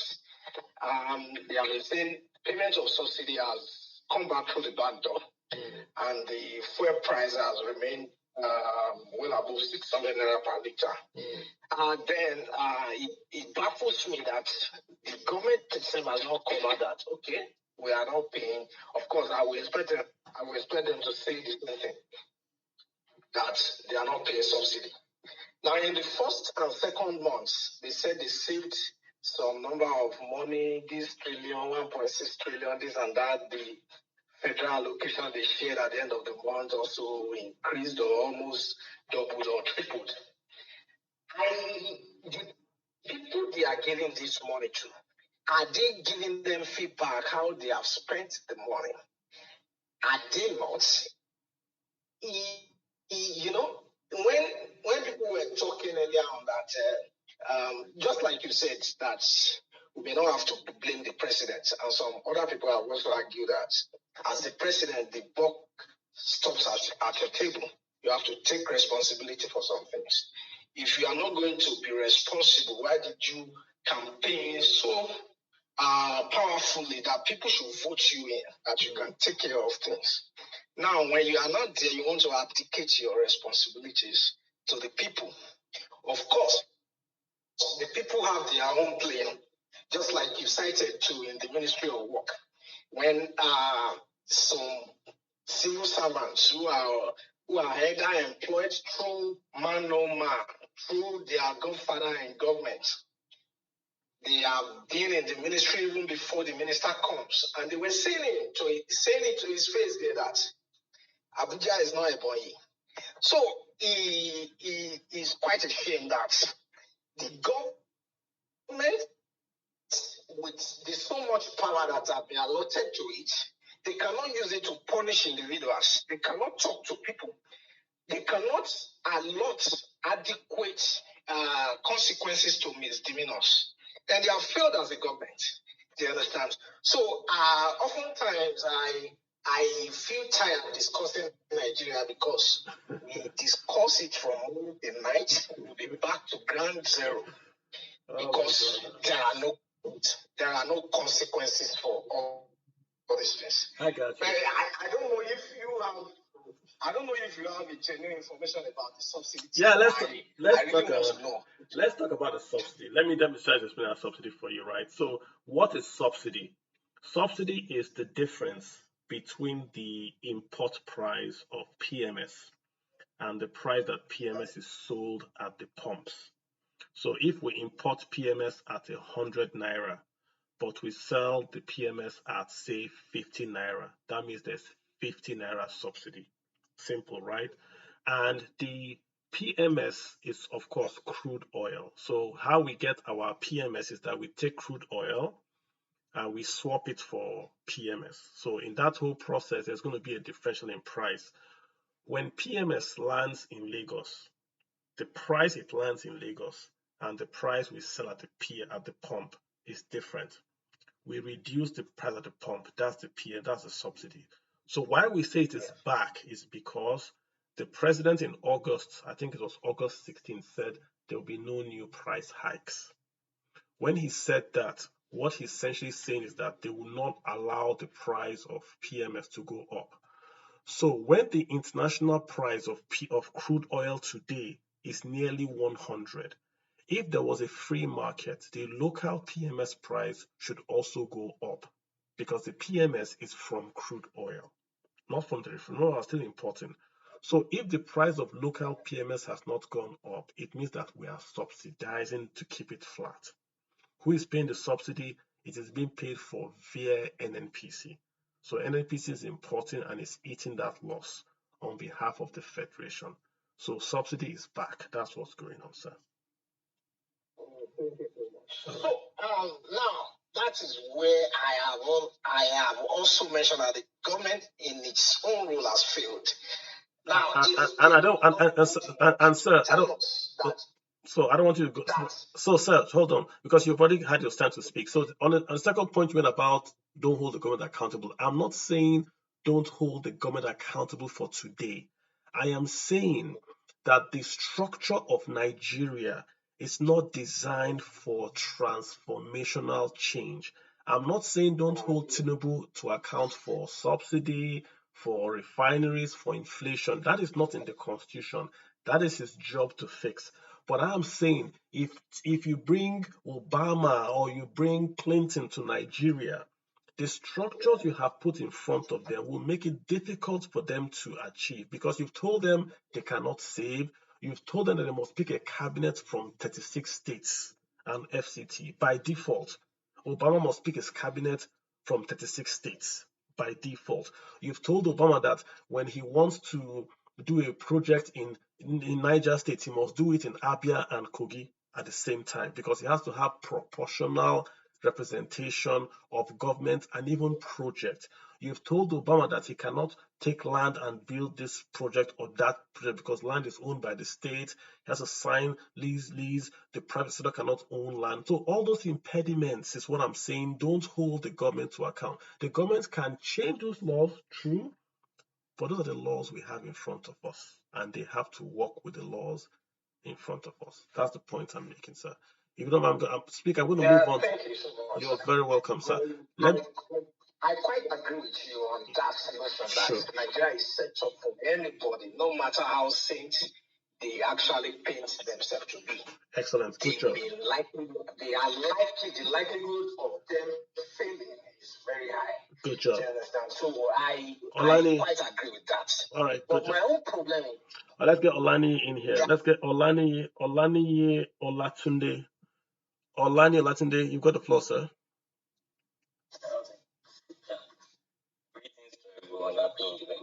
How you doing, sir? Yeah, I'm doing good.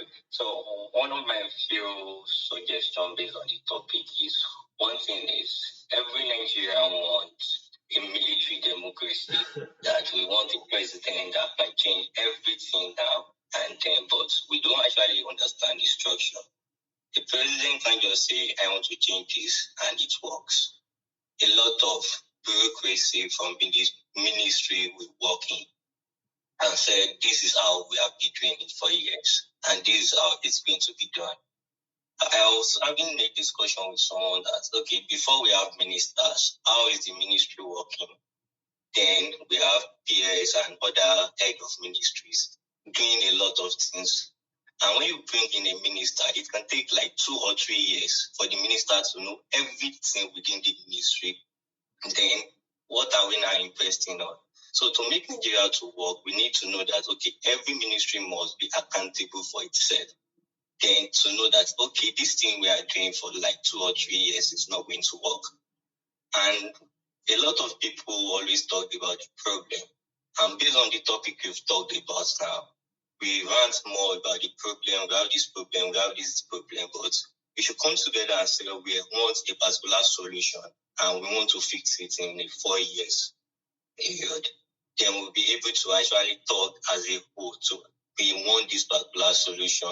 Then even the governments will be able to think about that solution and be able to say, okay, we can do this. But most of the time when we bring in policy is not something anybody can just think about if there is no problem to it. Now we are talking about cryptocurrency. In the last 10 years, nobody will talk about it because they don't know how it works. But now they know that, okay, we have to do something like this. We want to do something like this.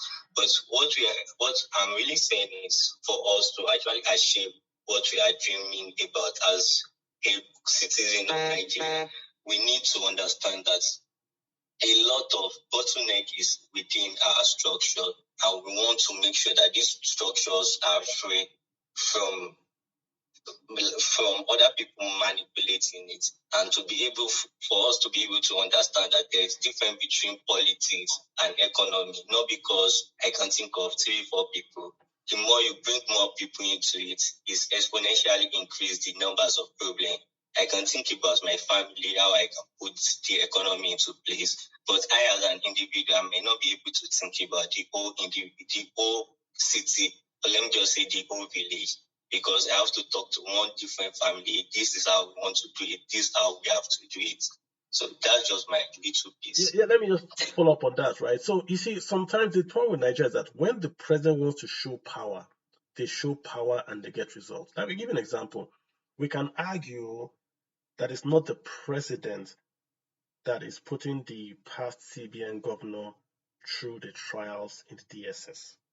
We can argue, I have no proof it's the president, but the former chairman of the CBN was in DSS custody.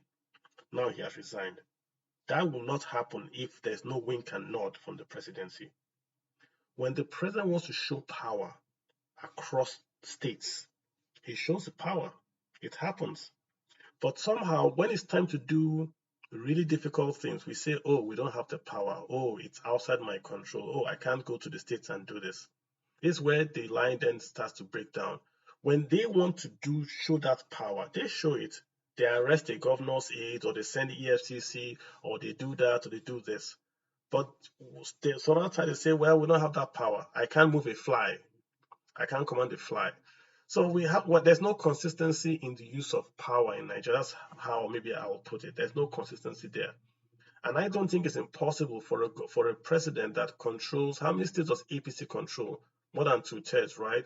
The constitution has to be changed by 2/3 of the states. If you bring a good proposal, if you say you want to change Land Use Act, I'm sure you can get bipartisan agreement that you want to amend the Land Use Act, or you want to amend Federal Character Commission, or you want to amend fiscal reforms, and you can pass it through.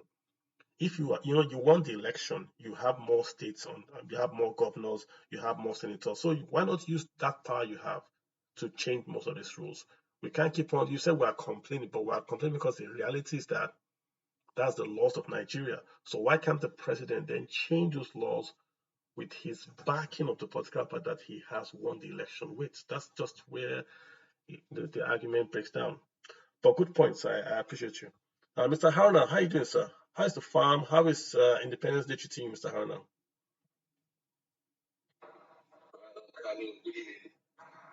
Good evening to everyone on the space.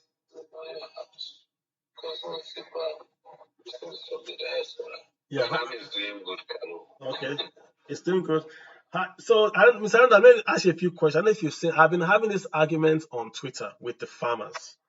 And I want to also bring you guys on a special Twitter space. You know, inflation in Nigeria, Mr. Haruna, is driven by food inflation, which means that the reason why interest rates in Nigeria are high is because food is expensive. Food is how the CBN measures inflation. So I have been arguing that for a very, very short time, we should import food into Nigeria just to crash the price of inflation for that short period of time. My other farmer, my other friend in Lagos, the farmer says that's not a good idea. Before you make a comment, sir, what's your take on this issue about importing food for short or medium term to crash the food inflation in Nigeria? Well, Kalu, I've said it on a stage once, I think so, about a month ago. If the government cannot import, they can't, the prices will keep on going up. Because now, just take for example, you are transporting a trailer load of maize to Lagos. Diesel load, depending on the location you are transporting from the north, it will cost you over ₦1 million to buy diesel on the truck to transport. And invariably, the cost of the diesel is being transferred onto the product you are sending or bringing up north. So if government cannot regulate policies, they cannot import. Okay, why don't they buy it off the farmers and then sell it at a subsidized rate to the citizens? These are the only two options that I see that are really, really valid. But to say, man, I bought fertilizer for more than 30,000 key. I'm buying diesel to use on the farm at 1,080 naira per liter. And then how the hell would I even subsidize my product? I'm farming to make money. Those people in government too, they are making money. So they should buy at the price I'm offering. That is the reality. If they want to, I'm not a charitable organization. If they want to do charity, they have the power and the means to do it. But I know what I go through to provide security of my farm.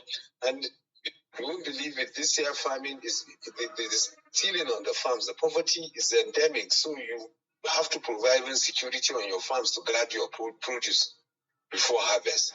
Because you can many farms, I've seen farms that people come in the night and they cut away the whole farm. You see 2, 3, 5, 10 hectares of farmland maize. People have cutted it away in the night, overnight. So not onto the government, really, if they don't import or subsidize what they have in their silos, then the price will keep on hitting the ceiling. Because all variables, all ingredients, all factors that you put to farm are all up more than 100%.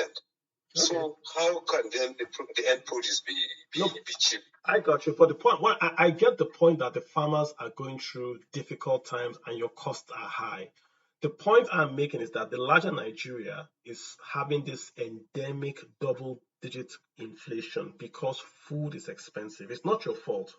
The reality is that food is expensive. As if food is expensive, inflation is up.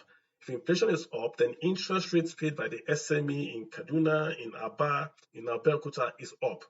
So what if we allowed for 3 months, you can import food to Nigeria and pay no duty?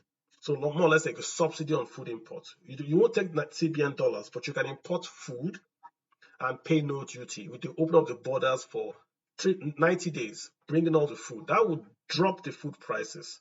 Maize will become cheap, so feed will become cheap, so eggs will become cheap. Milk, everything will be coming to Nigeria. So that will drop inflation immediately. So inflation goes from 22% to 8%.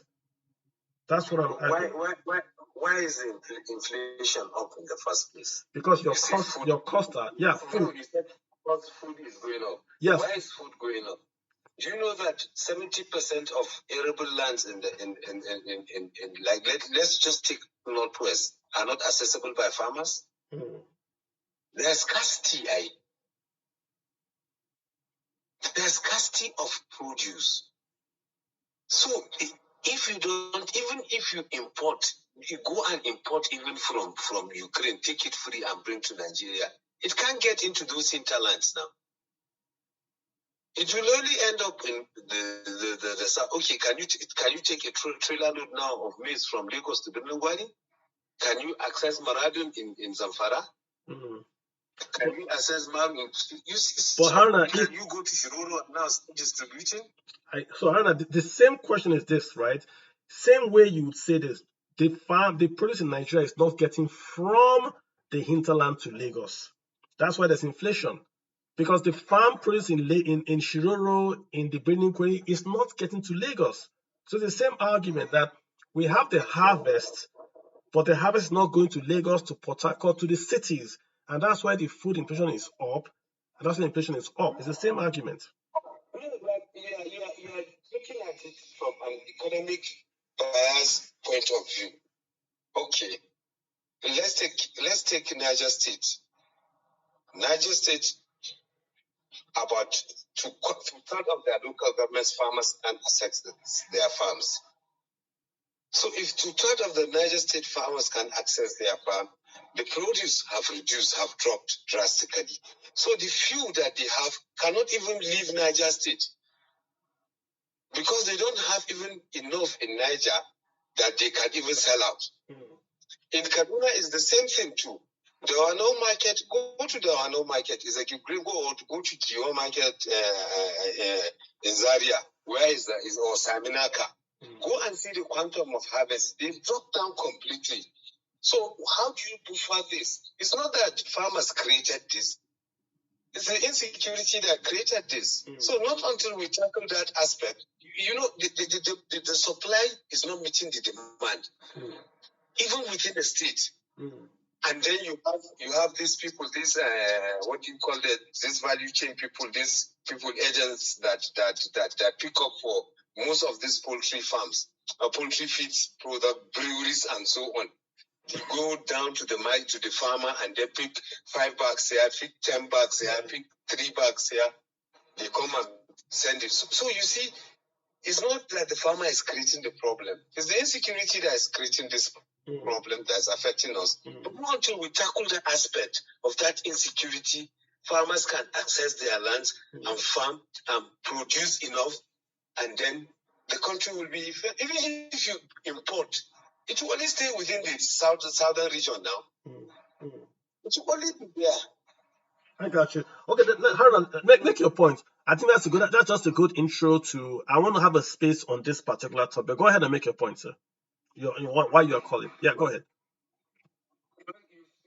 You brought up a very laudable topic, the fiscal and the policy, land use act. Well, land use act is neither here nor there, because there have been debates about it. The census, because land use act is not favorable to us in this country. I think it should be modified, or they should bring it back to the former pre-land use act era of 1917. Is it 70s? Whatever Obasanjo enacted it. Yeah. But because they enacted it to benefit themselves, because they use land use act to get their farmlands. Obasanjo has his Otta farm. General Shishi has his farms in Kaduna too. It belongs to somebody. He just sees it by the power of the land use act. Their lands belong to government. Why do land belong to government? Government should take charge of land, even if it's ancestral land. At least you should have the right to your own land. You can then pay royalty to government if you can prove that it belongs to you. Not that government will just bamboozle those where I say we are taking. Government can take your land due to some for national interest, building roads, schools, or infrastructure parts. Then they pay you. But I don't support this land use act. I don't know what our assembly members have. I knew this is the 6th or 7th assembly tried to do something about the land use act, but it couldn't work out. And then you are talking about the civil. Somebody was talking about the civil servant. Well, there are laws of service. I don't see any reason why a minister, what he does in Ebonyi, he closes up ministries and he tells civil servants to kneel down as the governor. Who gave him that power? Yeah, there are excellent rules of service. If somebody comes with there are ways to deal with it. He was flogging them. Haruna, he was flogging them in Ebonyi State, so he thought he could flog them in Abuja. That is nonsense. That is what people don't understand. That is what he does. Tell civil servants, you employ somebody just to kneel down. This is your personal property. And he thinks he will come to federal capital territory and do that. Federal ministry And most people are talking, most of the civil servants in Federal Ministry of Works, even 90%, 80% of civil servants in Federal Ministry of Works are not even northerners. That's the reality. Go check up the statistics. And there are rules. People must follow rules. Just because you are governor, then you are minister, you say you come and you close gates and you want to. What the hell? There are ways of doing things, and somebody was talking of data. I believe so much there's no data in Nigeria. Even these census figures that is being brandishing, even the data the NBS are releasing, they are just useless data that people sit down in the comfort of their tables and cook up data. We don't have data. Anybody that tells you there's workable data in Nigeria is lying. Just about the month ago, NBS released data, and the former DG of NBS was even criticizing the data. Nothing, no data at all on anything in Nigeria. No data. So how do you bring up policies that will work reflective of reality on ground? You make economic policies that are not in tandem with reality on ground. You make up all the policies are not in tandem with what our own socio-cultural economic reality. We'll just go borrow IMF policies you want to implement it. Tell me any country that IMF, this Brentwood institution, have to bring out of the woods. There's no country in the world. They enslave you. See, Nigeria, we don't need any Nigeria, we don't need any IMF money to work. Take up this insecurity. Look at the lithium deposits we have. Look at uranium that we have. Look at golds that we have. Why don't we even look at the water body we have? Why don't we do Mambila?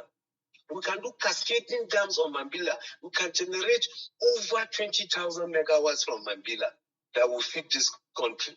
Just have cascading dams along the fall. We are done. Look at all the water bodies.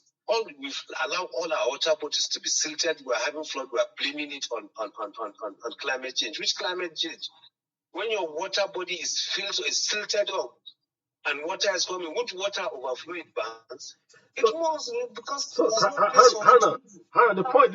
Let me just make this point about IMF, right? IMF is like your rich uncle that you go to for help. If you put yourself in trouble, don't blame your rich uncle. Right now, Nigeria is, I would say, on a dollar wise, according to our CBN, we might not have enough dollars to meet what we want to do. So IMF is a possibility. If you are broke, you go to your rich uncle. Your rich uncle did not make you broke. IMF does not tell you what to do. IMF has told Nigeria to stop subsidies. We continue subsidies. We fixed our dollar.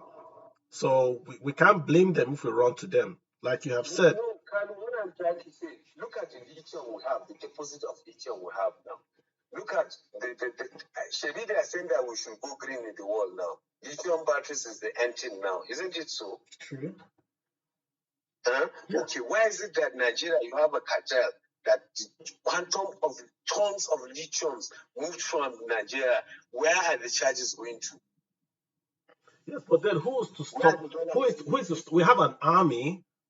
We have an army in Nigeria. Why can't they defend? This is inside Nigeria.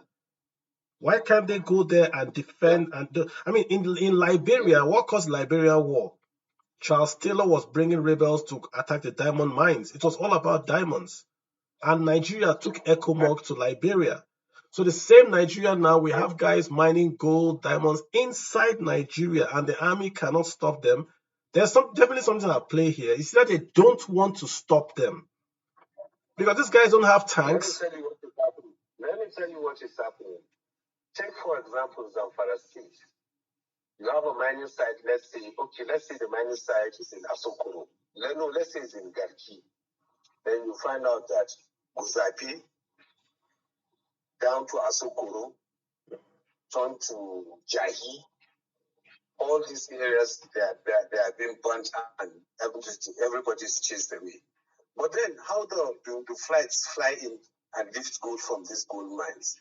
These gold mines are free, they are mining, they are enjoying their life, they are doing everything. Just recently, a gold mine was visited by a crop of journalists in Zamfara. And they are mining, they saw what they are doing. The mine is going on, they are refining their gold. That mine alone, the gold that they are refining, who is taking stock and how are they moving it out of Zamfara? So whose fault? Whose fault? So now the problem is we have internal and external collaborators finding this insecurity in the north, moving this quantum. If you look at the north, all the basin of the north that is having this problem are mineral-based region. Look at it carefully. Shiroro, you have gold in Niger State. Goes to Birnin Gwari, extends to Zamfara. All these states you have gold deposits. Look at what is happening in Chad Basin. The quantity of crude you have in Chad Basin, is it not the same one that the Chadians are taking out? Okay, but Hannah, the point is that the whole banditry thing is a smokescreen for illegal mining. But I still go back to, I read a report, the Minister of Defense of Nigeria was saying that this Minister of Defense for Nigeria was saying Nigeria will not stand in the way of private individuals that want to negotiate with bandits in Nigeria. No, but this is no, Hannah. I want to put on. You hear what I just said, Hannah, hold on, Hannah. Let me hear what I just said. The Minister of Defense of Nigeria was saying that he will not stand in the way of individuals negotiating with bandits inside Nigeria. Go ahead, Hannah. You see, even the American government negotiates with terrorists, but they don't know you do it directly. You do it by proxy. They don't negotiate inside America. Even the American government, they don't do it directly. Inside America? Inside America? The state government has said that the federal government has sent delegation to a state to negotiate with bandits. Even photos have been shown on social media. It's a delegation of the federal government. So what are we saying? You see, to me personally, when you need to have felt this thing before you understand the pain we are going through in the north. So the problem is I tell you, you won't understand the pain. You come to a community, you kill 200 people, then people that scattered have come back, pick these three people together, and we are trying to bury them. You come and you kill all the people praying on the dead. You kill them. So what are we talking about? These are people that have VIPs, they have luxury, they can say all bullshit they have to say. Come and see, poor man, a woman with her belly slaughtered. Didn't you see a video? People were running from bandits, they stopped the car, they set the car ablaze. Anyone that is trying to step out, they shoot him dead. A 15-seater Hummer bus, cramped with more than 30 people. You don't know what we are going through today. We are going through hell, my brother. So how now? Who should stop it? Who should? The minister of. You have to go with your comfort. I got you, Hannah. Look at the Kaduna airport now. Commercial planes cannot lie within Kaduna airport. Is it not NDA that bandits entered and picked up an army officer? Is it not Judge that he went and took the cattle of the army in Judge? Wow. You are being left to be on your own. You are your power generation, you are your water boat, you are your security, you are your everything. So, Hannah, is there, reality is better for all of us. Hannah, direct question. Is there governance still going on in the north of Nigeria? Where is governance when you have bandits telling people that if you need security, pay me this amount? Where is the governance? You have territories that even the army cannot move to in the north. They are not there now. And they know it. A bandit will come to a mosque saying private prayer, and then they have even in communities that they have leads, they install warheads. The bandits install warheads. Of course, yes. They install. And people pay royalties tax to them. You pay royalty before communities gather and pay royalties before they access their farm. Even paying the royalties to go to farm, that does not give you even the right to harvest. You pay the royalty, you go to farm. When it's time to harvest, if they like, they'll come and set the farm on fire. Or they tell you to bring 30 million. How much is that? How much are they harvesting? How much? Wow.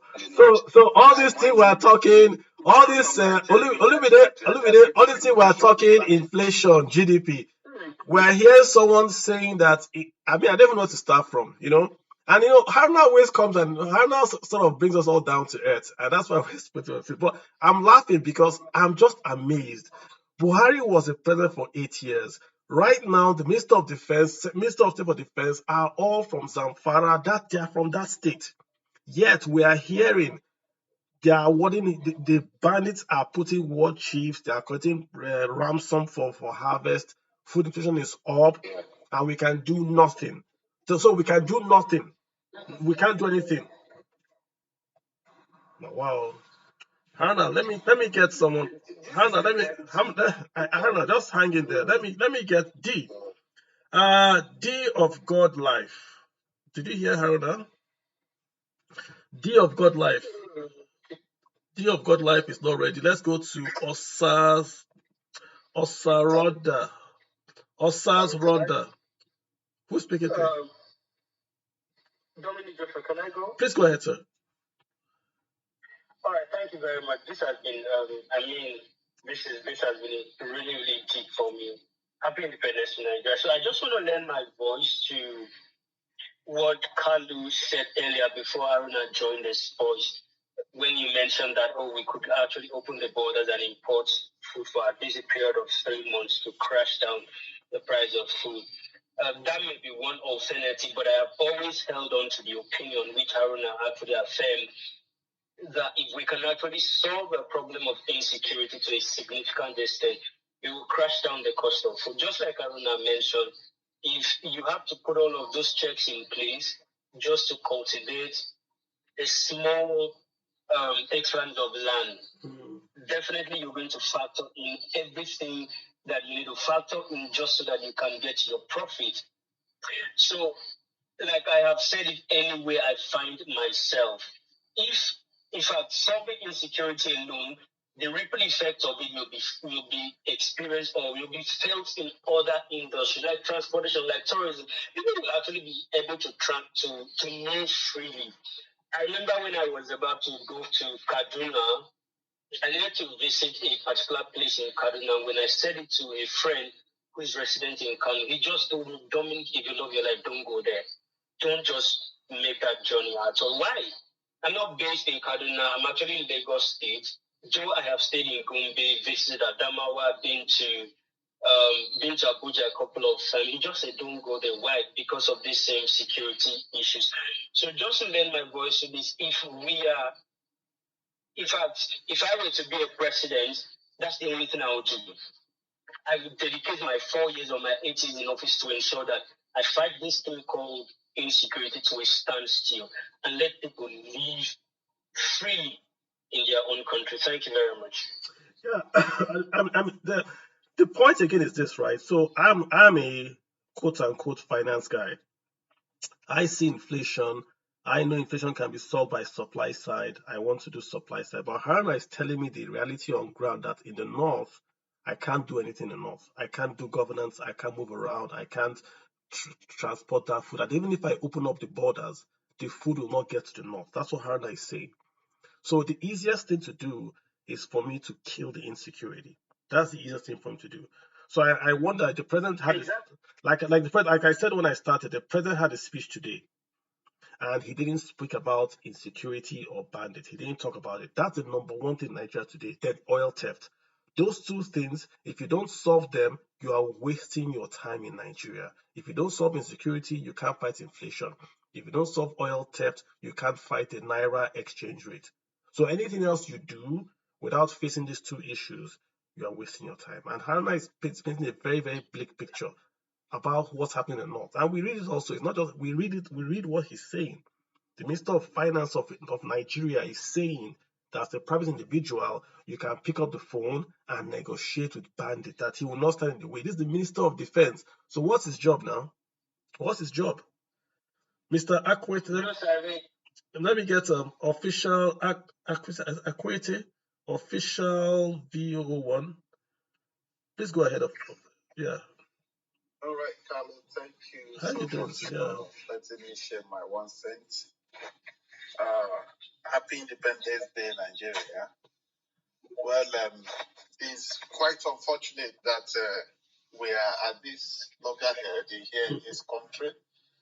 But to be honest, Nigeria has series of problems. In fact, lots of problems to be mentioned. And I think the best way we could start is for us to start somewhere, But the problem here is the current government, we seems not to understand their plans or what they intend to do to help the country move forward. Because as it is today, we don't know their plans. We've seen, with the whole thing I thought that Tinubu was actually going to do, he has actually failed, To me, government is not a rocket science because, we've seen other people doing it and they have been progressing. So the best you could do is just do it the way other people did it, just like Kalu mentioned earlier, during Goodluck, Obasanjo, what he did, and Nigeria was getting better, including our economy was booming. During Yaradua, he also did the same thing. And like Kalu also mentioned that all our economy is highly dependent on crude oil. Now, what is happening with our crude oil? Because if we could get at least sort out the problem with oil theft, then we'll be able to even start from somewhere. At least if the federal government today can resolve oil theft and settle our economy today, then I can assure you that almost 40 to 60% of Nigerian problem will be resolved. But the problem here is we don't understand what this current government is actually doing or what their plans is. Because let's take, for instance, during Yaradua, when it was Obasanjo was also having back and forth with the Niger Deltas. But when Yaradua came in, he was able to resolve every issues with the Niger Deltas. And what happened? We noticed an oil boom, everything went up, and the economy started doing very well. So what I don't understand is, why did Buhari have to come back and mess the whole thing up? He stopped, what is it called? The program, all the whole program that had been set up in Niger Delta, that, to solve issue of militants. He stopped it. He stopped paying the monthly salary. He stopped the process of sending them abroad, to get them educated. Because this is where the real issue lies, and that messed up the whole thing up, and we are back to square one today. I also expected that the current government, which is Tinubu, would have done something better, but it's very unfortunate that he's also following the same route which Buhari followed, and it didn't work out. So I only think that for me, as a young Nigerian, we all should stop complaining and try to lend our voice. So for me, I think we should be devising a means on the way we could lend our voice to the federal government. Is it by protesting to say, look at what we want? Because we all want to contribute, even including the people in diaspora. But the problem is, you can't actually invest in a wobbling economy like Nigeria presently, Today, Naira is to $1,000. Tomorrow, it is 1,000 to, a normal thinking person wouldn't want to invest his money in such an economy. So, but then, I think the issue of all this economy and the issue of the whole thing that is hitting or biting Nigeria badly now all lies in economy. And Yeah, no, I get you. I mean, you made some good points there, and I want to pick up on the point to talk about how can we contribute to the government. My greatest fear My greatest fear for Nigeria is that when the next election happens, there will be apathy. I'm trying not to be political here, but I fear that there will be apathy the next election. And once that happens, it goes downhill from there. Elections work. I know many people will say, yes, I get it. But the only way you can cause change to happen is to vote out people. If you vote out people, people work better. If you say it does not work and you walk away from the process, you will leave that field open for your gate man to become your senator. The problem with Nigeria is the low quality leadership that we have allowed to infiltrate the space. That's the problem. We have all the quote unquote suit and tie have left politics and allowed the gatesmen, the vulcanizers, and the touts to come into politics and pass policy for you. That's where we are. On this Twitter space, if I say I want to do policy and I call one or two people, I can do that policy very, very quickly. I'll say I want to remove diesel from VAT. They understand where I'm going to. But if I go and call some guy and say I want to take off diesel, how would they know what I'm talking about? So he will delay it. He will try to understand it. He will say, no, you are talking this or you are talking that. And that's what's the problem with Nigeria is. We can't articulate policy, pass it, implement it, because the civil service, the lawmakers, the executives, it's all dumbed down. It's all low quality from where we used to be in the past. Look at the regions of Nigeria, the northern region, western region, eastern region. These were run by the same one man ran a region and achieved. No, hold up. One man ran a region and achieved so much. One man will run western region and achieve so much. Now that region is now 6 states. That region that one man ran is now 6 states. And the level of GDP per capita in those 6 states has gone down, not up. When we had regions, Nigerians were richer with less bureaucracy. Now we have more states, more local governments, and in the local government, people are poorer when they're supposed to have the governance at their feet. This whole space, without Googling, tell me who your local government chairman is without Googling. I dare you. Do you know the name of your local government chairman without Googling? You say, it doesn't work. Governors appoint them. But if you don't hold them to account, how will they work? We hold Tinubu to account. We hold the governors even to account. But your own local government, even your own councillor, do you know your councillor? If you don't hold the councillor, the guy that is living on your local government, who will you hold to account? When you hold those councillors to account and you put fire on them, under their feet, they will start to say, oh, these people are not going to agree. But now in Nigeria, they don't care. They will spend whatever they want to spend. Ebonyi, 39 billion on an airport, don't spend another 13 billion, 50 billion on an airport, the poorest state in the entire South. Why? Because people have kept quiet. So I'm just saying, get involved. If you say this politics thing is not working, you are simply removing that space for people to come. And you don't have to run for office to get involved. I keep on telling you, Tracker is online. They track federal projects. Just simply you following Tracker and retweeting what they tweet out, or telling them, give me the project in my own local government. I will track it and send you pictures. You are doing your own little iota. You don't have to be a senator to be in politics. Track government spending. Put them under pressure. If you give up and you walk away, it's going to get worse.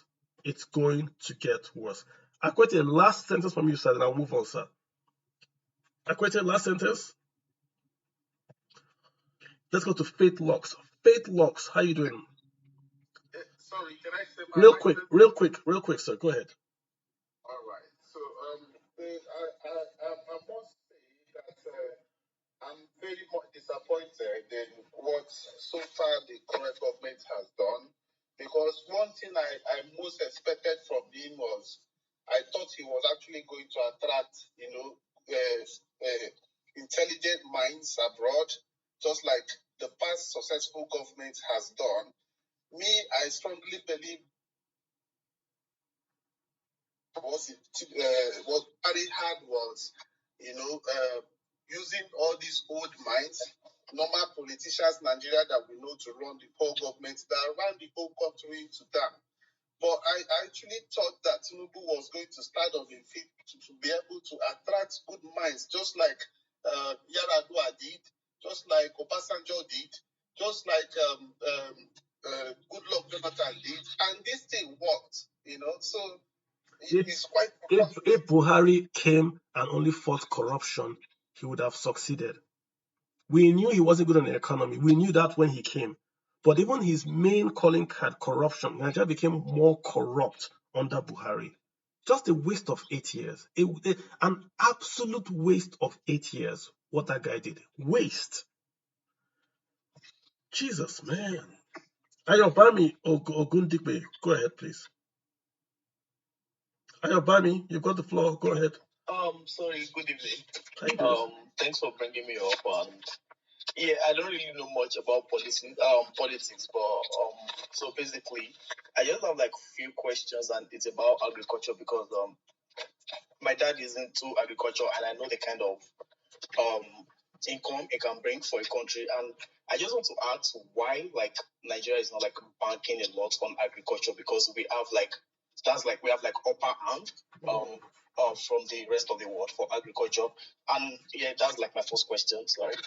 Yeah, I think many people say it's because of crude oil, but I actually did a paper on this before. I looked at the growth of groundnuts. I looked at groundnuts specifically. Nigeria was I think number one on top 3 exporters of groundnuts in the entire world. Then we had this aflatoxin bacteria that came in and killed the groundnuts. The question is, why did the groundnuts come back? What happened was that in between when the groundnuts crop died in Nigeria, we changed our laws.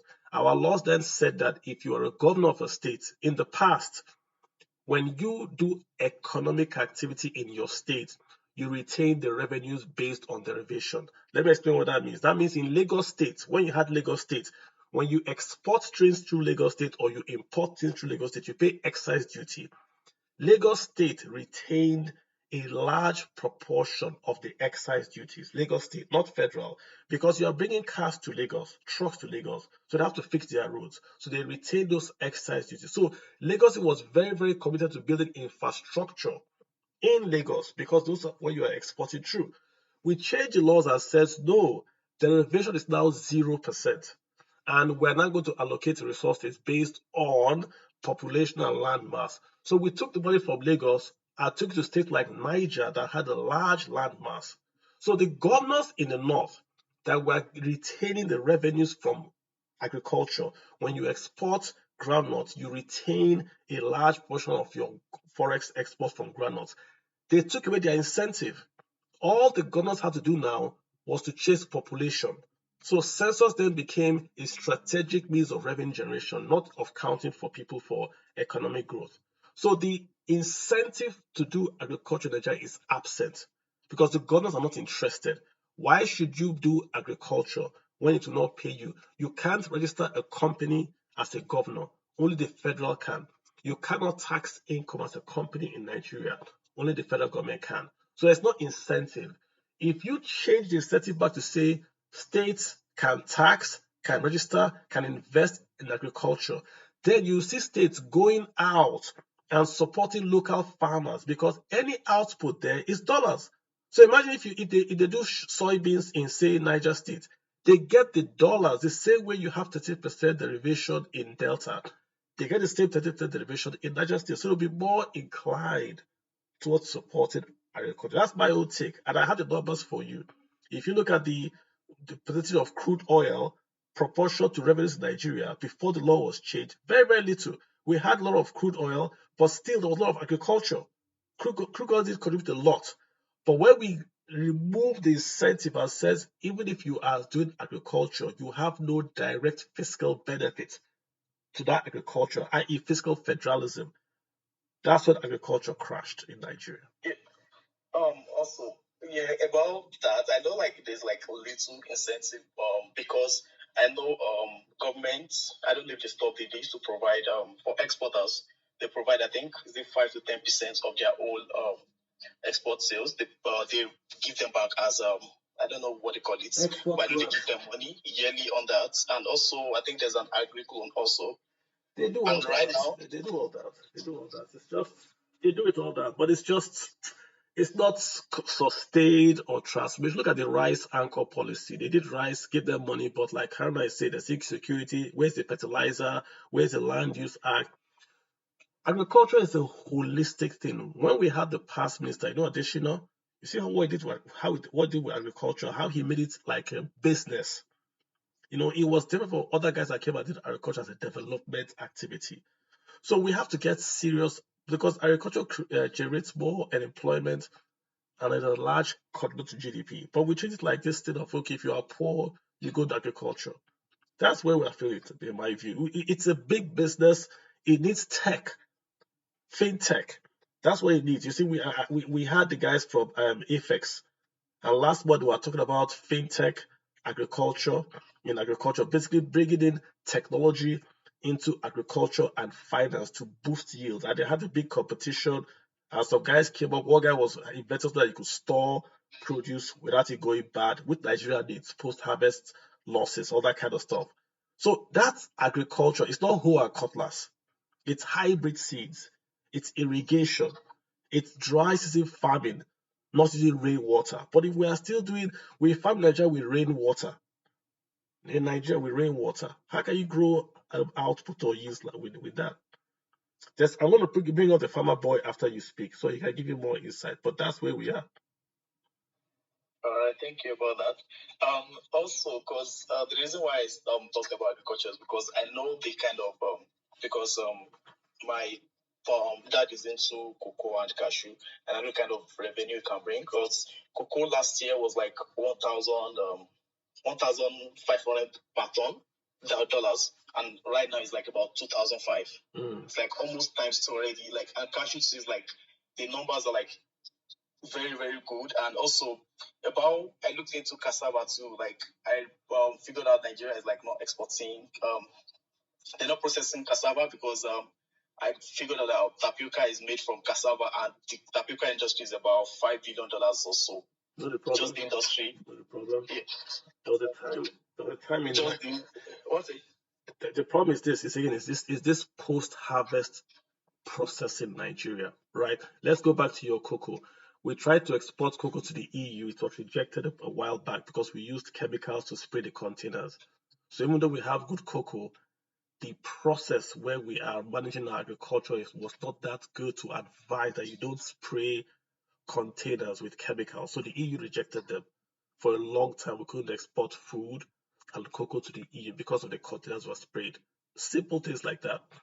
Thailand produces less cassava than Nigeria, but Thailand can process bulk of their cassava to sugar, to meal, to wine, to all that starch. Cassava, cassava, if you take it out of the ground 48 hours, it becomes poison. You can't eat it anymore. So most of the cassava in Nigeria is in the ground. We can't take it out of the ground because we have no way to process it. In my village, they're still processing cassava the traditional way. So if you took all that money used to build an airport, and they have this mobile cassava kits where you can convert cassava to high quality cassava flour so it can last longer, and also to ethanol. When China buys cassava, they buy the ethanol for fuel. So if we simply process that cassava to ethanol, you can export it for dollars. But we're not doing that. We're still doing Gary. It's the same cassava. So it's the post-harvest investing, and that's where the government can come to the value chain in. The rows, the storage, the seeds. That's where we're missing it, in my view. I also think the government is not going to do everything because, for example, most of our youths, they're not like going into this. Like, for example, from where I come from, I come from Osun State.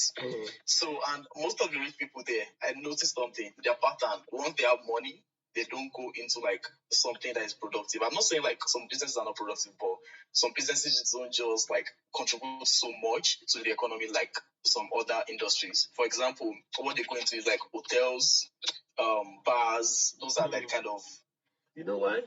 Oh, You know why? business is the go-to. You know why? Because no one has showed them revenues or profits from agriculture. There's a lady that is doing spices, pepper, salt, pepper. She's making millions. The day if that lady goes to your town and tells them this is the millions I make from doing pepper, everyone will start doing pepper. There are no success stories in Nigeria on agriculture. They're not enough.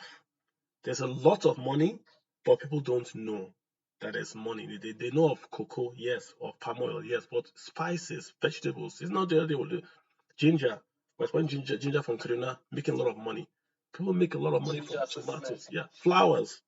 You go to Kenya, they fly flowers out of Kenya to Europe as it's budding, and they make dollars. Ethiopia, 800 million or so exporting flowers out of the country. So we don't have the success stories that people can say, wow, I can make a lot of money from agriculture. They don't. So because they don't have that, those guys, to them, all they know is petrol station, bar, hotel, Exactly. buy house and rent out.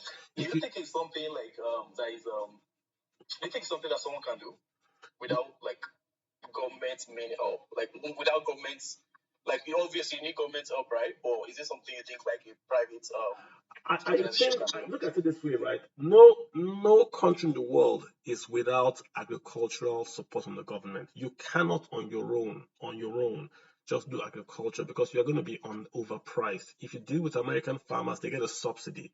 So if you don't have a subsidy here, you are now operating at plus pricing while they are operating at subsidy pricing. So you can do agriculture without government support, but it's best if the government supports you.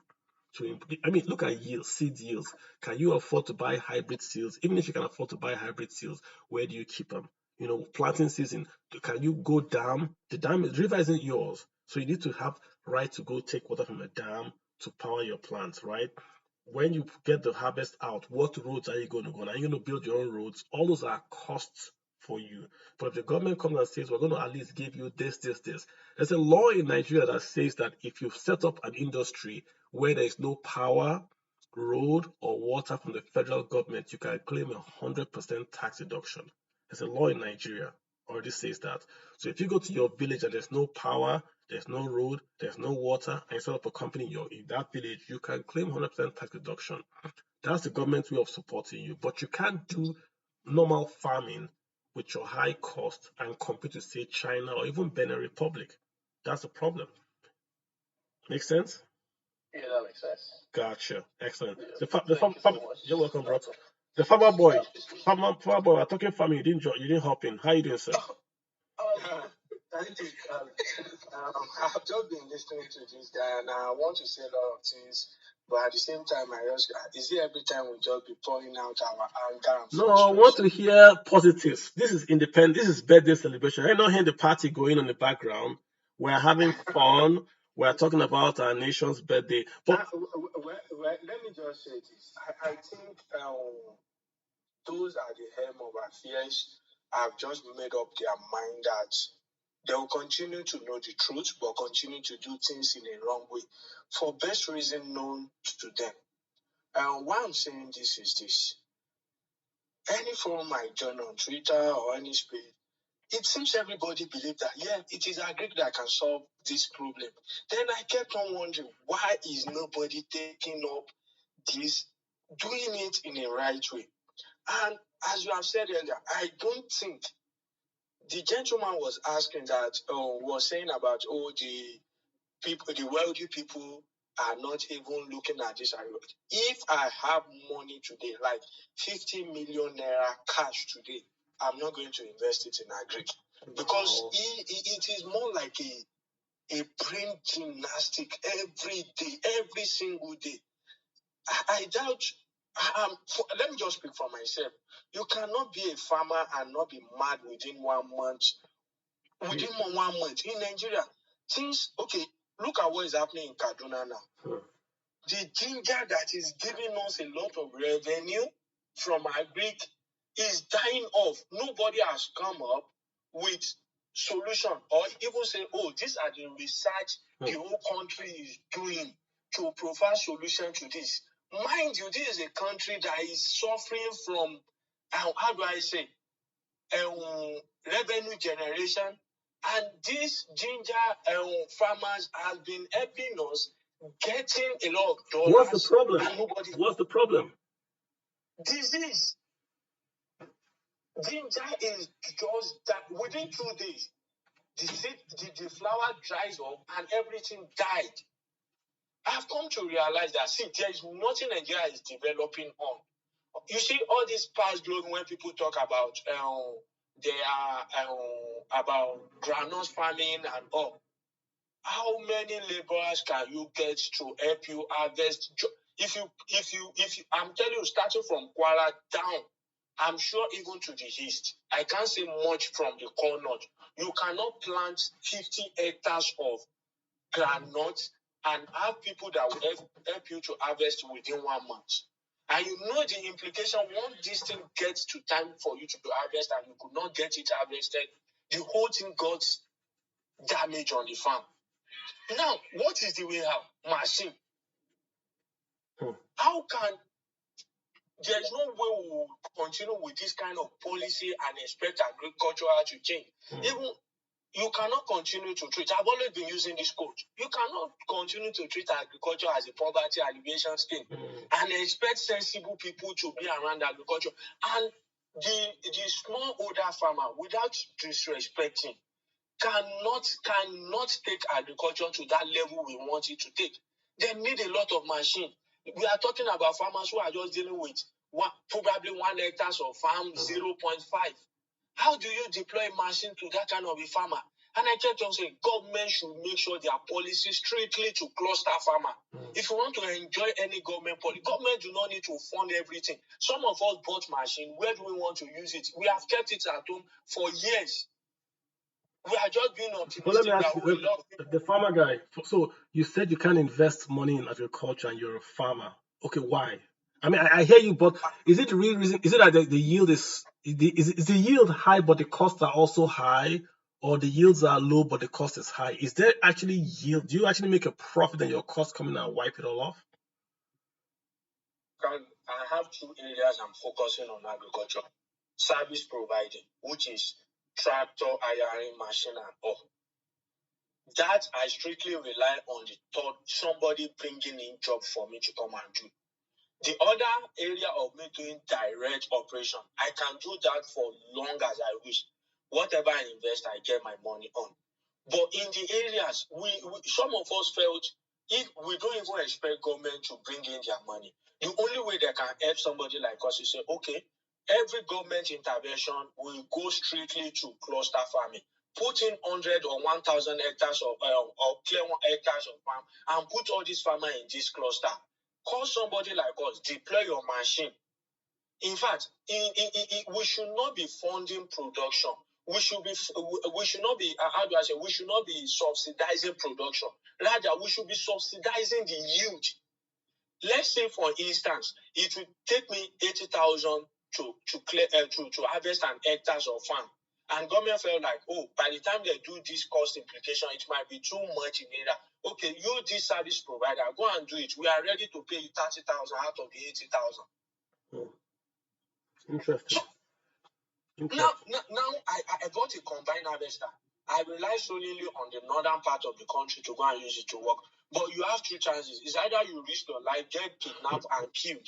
A friend of mine was kidnapped in front of me on the farm few months ago. Where was this? It's almost a month now. The guy is still there. Where was this? Where was this? I think early last month. I mean, where? In Kwara State. All right. So these are the problem. You see, and the saddest part, I posted a picture. I never even knew it's going to fly. Look at all I said it. Federal government can reduce the food deficit through all federal university. What are they using all this land for? Some of them just brag about having 20,000 hectares of land, having 300,000 of land. They are not using it for anything.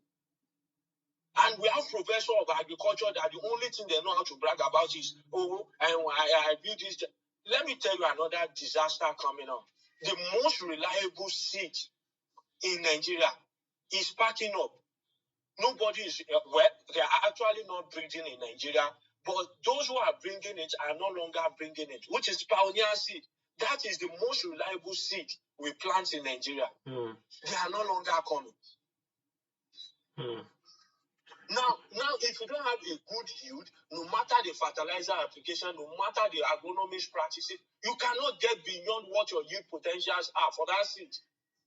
And I wonder, is it that nobody in the Ministry of Agriculture or from the government is seeing all these things and to know that it calls for national attention? This is food business.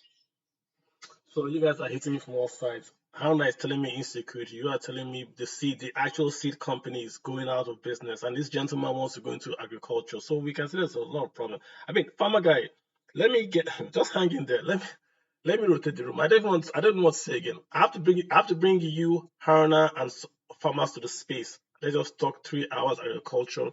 We've got about 30 minutes to go. We're going to end top of the hour. Let me just try to rotate the room so I can get folks in. Grace, you want to say something?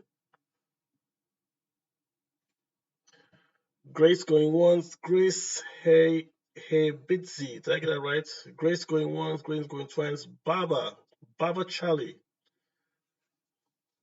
Baba Charlie, you want to say something?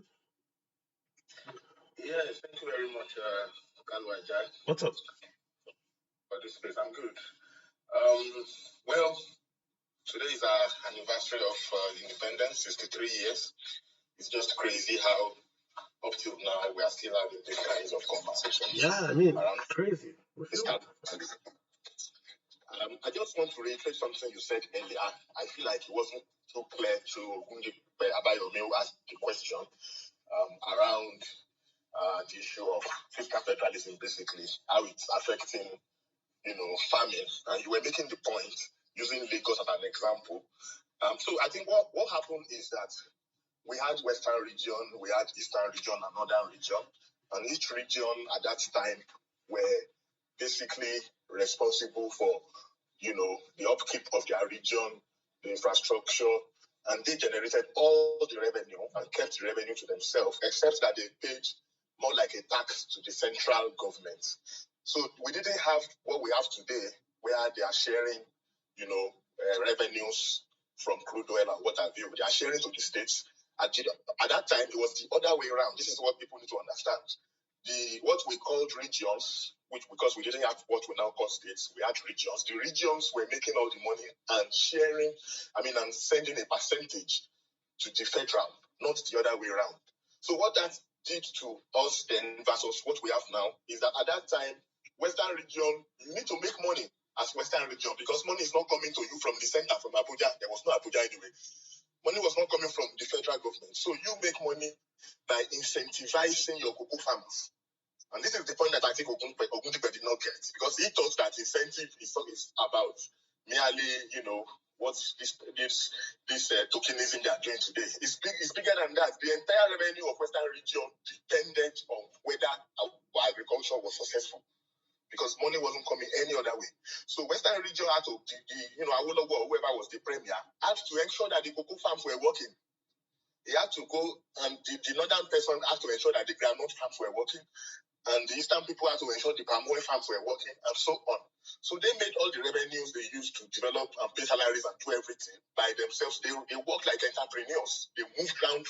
Awolowo had all kinds of farms in all kinds of places and corners, and he monitored them. The Odua company was established and so on and so forth. He had all the powers to do all these things. But all of that was stripped off after the Civil War. All of that was stripped off. They broke Nigeria into tiny states. And then they now say that the federal government owns everything and takes everything and then shares to the states. And so that is what weakened the states. That is what brought us to where we are, because the state government is no longer responsible for raising money to pay salaries. True. It depended on the center to send him money. And then he spent whatever they sent to him. Now you ask, well, of course, a very creative state government can go ahead and still do all that struggle.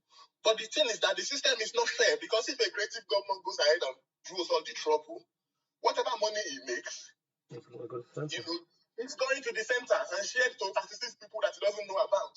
So, you see, Nigerians need to understand how policy works. You know, sometimes I teach policy and I tell people, the first time I was in a policy class, a professor from Italy told us that he asked us a question, what informs public choices? And all of us were saying education, culture, this and that. And he told us in the modern society, what informs public choices is policy. So whether we like it or not, of course there's corruption, there's so many things we can say. But fundamentally, the reason why we have abandoned agriculture, abandoned cocoa, abandoned palm oil, abandoned everything, is because the central federal fiscal policy is not encouraging. It has, in fact, discouraged us from doing all these things. So now you are now swimming against the tide when you are farming. You are swimming against the tide. That is what it is. That is what the policy has made it to be. You are swimming against the tide. True. When I want to make this kind of point to people, sometimes I tell them, look, in Nigeria, your minimum wage is 30,000 naira. That is the amount of money that is not enough to buy a bag of rice. If you convert it to dollar, I don't even know the conversion rate now.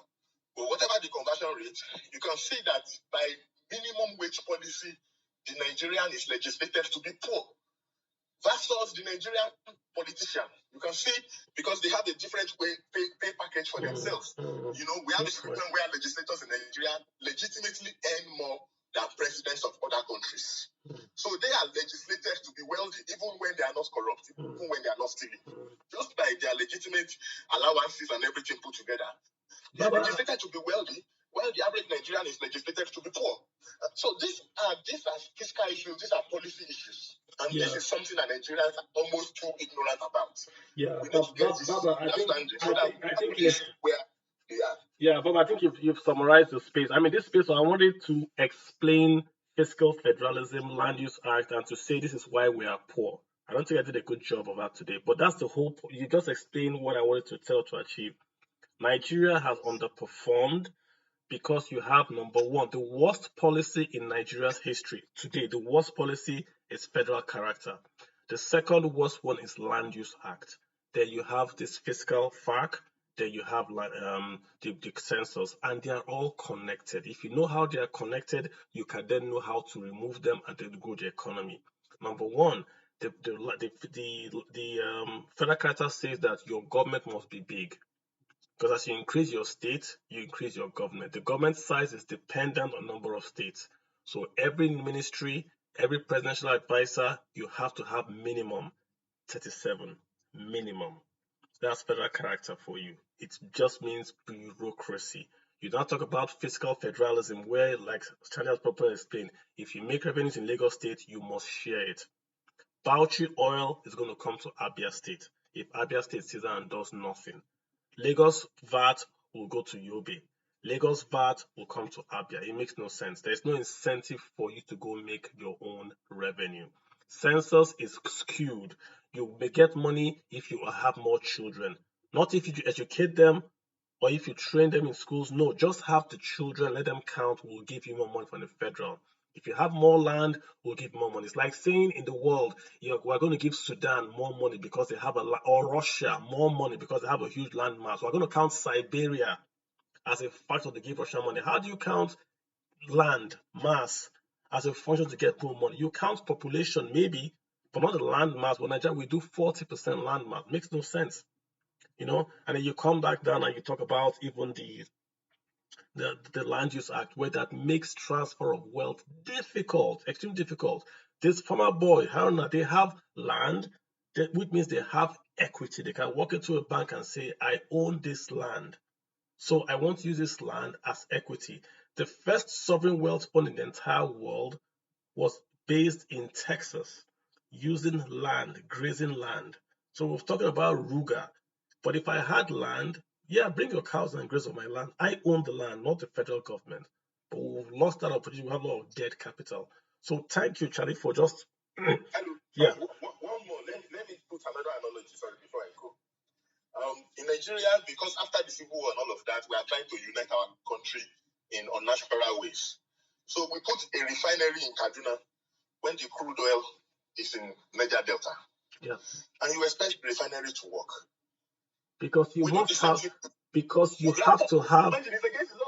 You have to have proportional. At you from the beginning, even when you were just ideating that project, they are laughing at you. How are you going to do a refinery at such distance? Because you have to. Even physically, even just the laws of what's it called? Achievement is first that this doesn't make sense. Yeah. Now we do the same thing in electricity. That is why we are in darkness. Yeah. Although they are beginning to amend it in bits and pieces. But you need to understand where we are coming from in this story of our darkness, because Lagos already had a power plant, we already had electricity before most of Europe.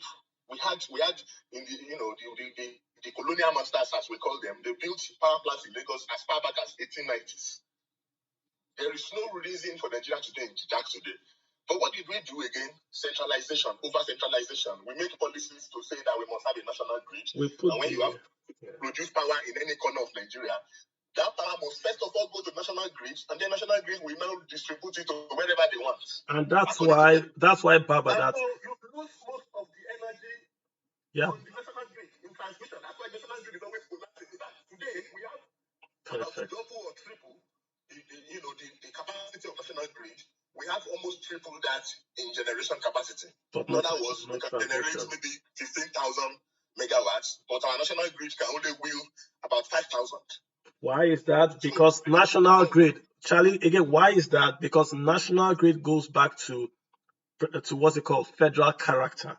Federal character. That everything must reflect federal character. So the power plants in Nigeria have to be in the southwest because the gas is in the south-south. Then the gas transmission lines then take it to the northwest. It doesn't make, we're doing economics like. They make a law that we must be in darkness. That is what it just boils down to. National grid, federal character. All right, Charlie, let's see if we can get a few guys in here. Security situation that is affecting farming, which I will not spoke of for such a length. Baba, we're going to second room. Security situation also boils down to, the centralization of our security system. Sorry for taking extra time. Thank you very much. You're very, very welcome. Let me get Grace one more time. Grace, if you're able to speak, Grace. Grace going once, Grace going twice. Let me get Aki. Aki, you've got the floor, sir.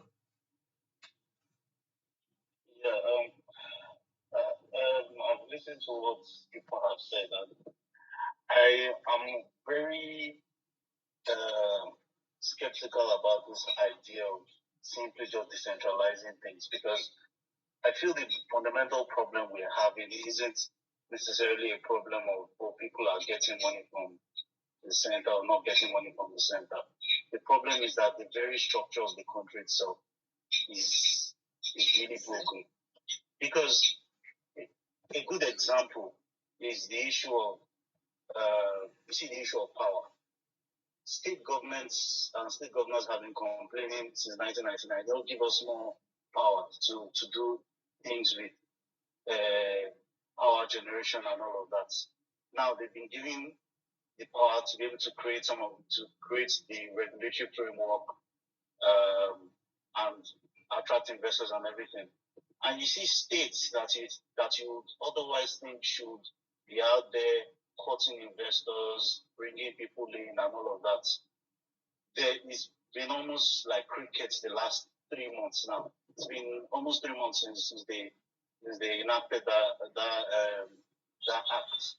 So it suggests something. Or see the time when Buhari had the policy experimentation of giving federal allocation to local governments directly. And one would have thought, wow, the local government should perform better because now they're no longer beholden to the states and all of that. Yes, I know people will say then it was taken to the Supreme Court and all of that before it was invalidated. But that period, you would have thought local governments would act better. And some of the news coming out from local governments were just terrible. Local governments spending money on weekend parties. You have chairmen that will draw money from accounts, spend money for weekend parties, to carry a girlfriend and all of that. Yeah, but aren't you victim shaming?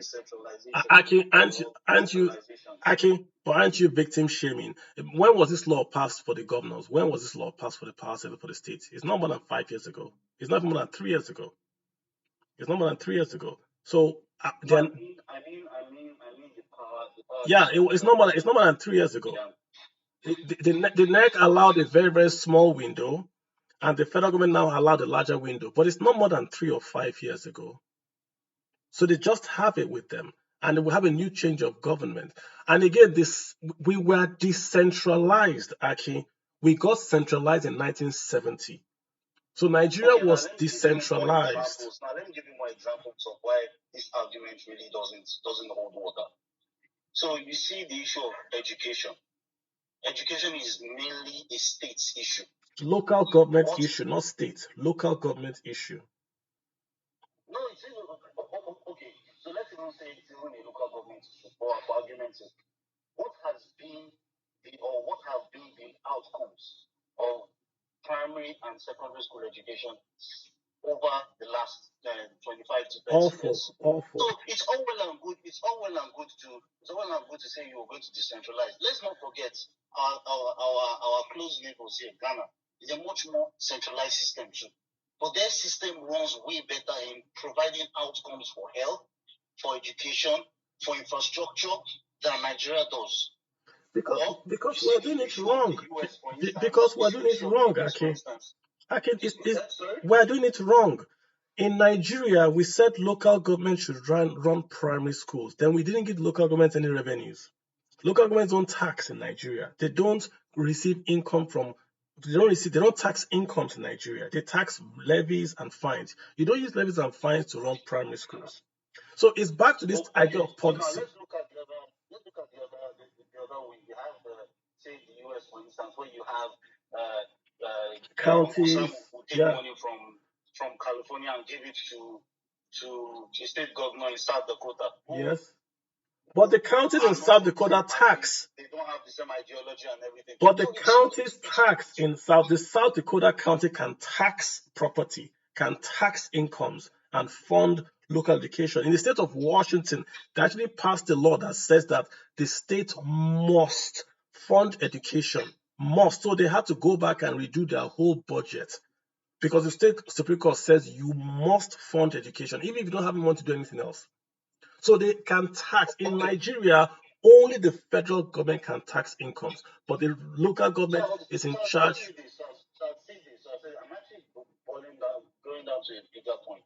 The bigger point is that Nigeria, the system itself is broken. I would say irretrievably, because I feel that there are a lot of things that sound good on paper. I used to be one of those people who believe just give everything to the states, basically decentralize the system and all of that. Yes, it will probably help some people, some states will benefit, but I am very, very circumspect about it. So since I've been born, since I was born, I've been hearing the thing about power is going to get better, education will get better, health will get better. Maybe health has gotten a bit better, and education is a bit better. But all other indices and metrics have gotten worse. So the thing is, the system itself, and that now boils down to the civil service. The civil service is a very difficult situation to even reform because there are so many vested interests. And we're talking about how Belgium versus Nigeria. The truth is, Nigeria is much more tribalistic than Belgium. How can that be? How can that be? How can that be? Nigeria has always had a government. Belgium didn't have a government of their tribes. It doesn't. No. The thing is, just because you have a government does not necessarily mean that country is less tribalistic. If you go to the state levels, you see how governors are chosen, how local governments chairmen are chosen, how senators are chosen. You have situations where in the east of a certain state, they will basically start saying, if you come from this local government, but still they form the government. But still they form the government, Aki. Develop policy expertise. Yes, but still they form the government. For just 4 years. But they form the government with all that nonsense. And I'm not defending Nigerians. I'm saying, and we can't measure who is worse. The point I'm making with bringing, yes, but Aki, we're using figure of speech here. The point we're making with Belgium is that even when they have the political inconsistency, the country still works. The ports in Belgium work. power work.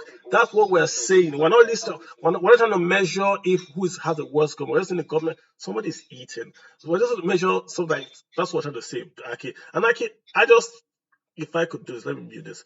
I think the point we're making again with centralization. Remember, Nigeria was decentralized. We had embassy of Eastern Nigeria. The Central Bank of Nigeria kept monies for 3 regions or 4 regions. No one asked us to merge everything together. And even if we merge everything together, you should still allow the constituent units to perform the basic tax. Why do we do federal driver's license? Federal corporation of companies. Why is only the federal government allowed to tax income? This is the fiscal federalism. If you take away the incentive of the states to experiment and fail, then you have a unitary state. That's what Nigeria is. You cannot drive policy in Kogi from Abuja, from Abia, from Abuja. You can't do that. The states need to have powers to tax, to spend. They will make mistakes, then they will eventually get it right. I think that's my point. Mr. Vesa, Ewama Vesa, please hop in. Aki, thanks so much. I appreciate your comments. Mr. Vesa, you've got the floor. We're running now, guys. Give or take about 9 minutes. How you doing, sir? Go for it. Yeah, good evening. Hi, good evening. Can you hear me, Mr. Carlo? Yeah, I can hear you. Sure, go for it. Okay. I think, this discussion, it's sort of even, I don't know, I just fell into one kind of state listening to the farmers talking about the state of agriculture. Because I think with everything that they described, it necessitates a declaration of a state of emergency. Another one. If 70% of your... Sorry? Another state of emergency? How many states of emergency are we going to declare? If 70% of your arable lands in a whole region are under the control of non-state actors, then what are you really doing as a government, exactly, to be honest? Exactly. And I think it's the same argument I made for crude oil theft, which I will use to segue into the fiscal federalism. If after 120 days, you can't significantly cut down crude oil theft so that you can earn the dollars that you need, then what are you really doing as a government? I think earlier I saw that the Nigerian government is struggling to raise $3 billion. I think that's like an embarrassment for a nation state that is Nigeria. But on the fiscal federalism, which is like restructuring that we talk about, which is rebalancing, like the ex-MBA chairman talked about Nigeria. I think the truth is that, like Mr. Kalu, a whole lot of times when we talk about the economy, we try to, and for good reason I understand, we try to extricate the political dimension out of it. I think Nigerians have to simply deal with the consequences of their electoral choices. Because if, someone has been hammering consistently on how we need to move Nigeria from consumption to production, which I think is like the simplest way to frame what this fiscal federalism agreement is about. When states start becoming productive enough for them to be weaned off FAC and for us to transform the business structure of Nigeria from fidibotto federalism to contributory federalism. So these are the issues, and the leadership, I know a lot of people talk about followership and all that, but I think 9 times out of 10, it's the leadership that sets the agenda. They are the navigators, they are the captains of the ship. So you can't be as saying the followers this, the follower that. If we don't have a leadership that is enthused and ambitious about statecraft and national growth and development over their own personal interests, then we're going to keep having these discussions in perpetuity. That's the truth about it.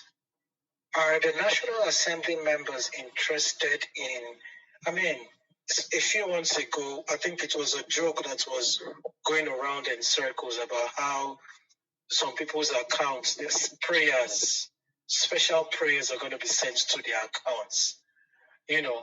Now I ask, are these the people that you feel are going to be having these very serious discussions about national development? So this rebalancing, restructuring, it's neither here nor there, to be honest, because I think, like the last person said, and I'll put my state, for example, Delta State that I come from. Throughout the 8 years that the last governor was on seat, let's round up. I want you to land the plane. We're going to round up very soon, so let's round up here. Okay, he received a total of 4 trillion naira, Mr. Kalu. Now, in those 8 years, there is nothing in my state that you can point to the 4 trillion naira being spent. So now I ask, there was no restructuring needed for, judicious spending of that money.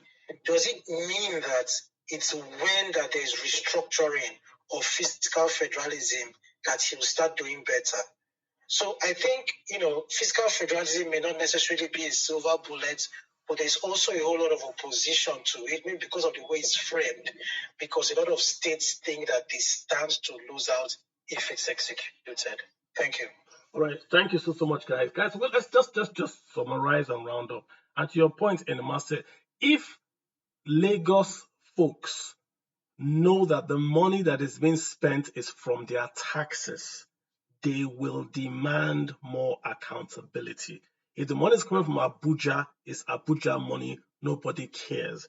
Corruption is driven in part because people perceive government spending as everybody's spending. It's government money. It's not my tax money, it's government money.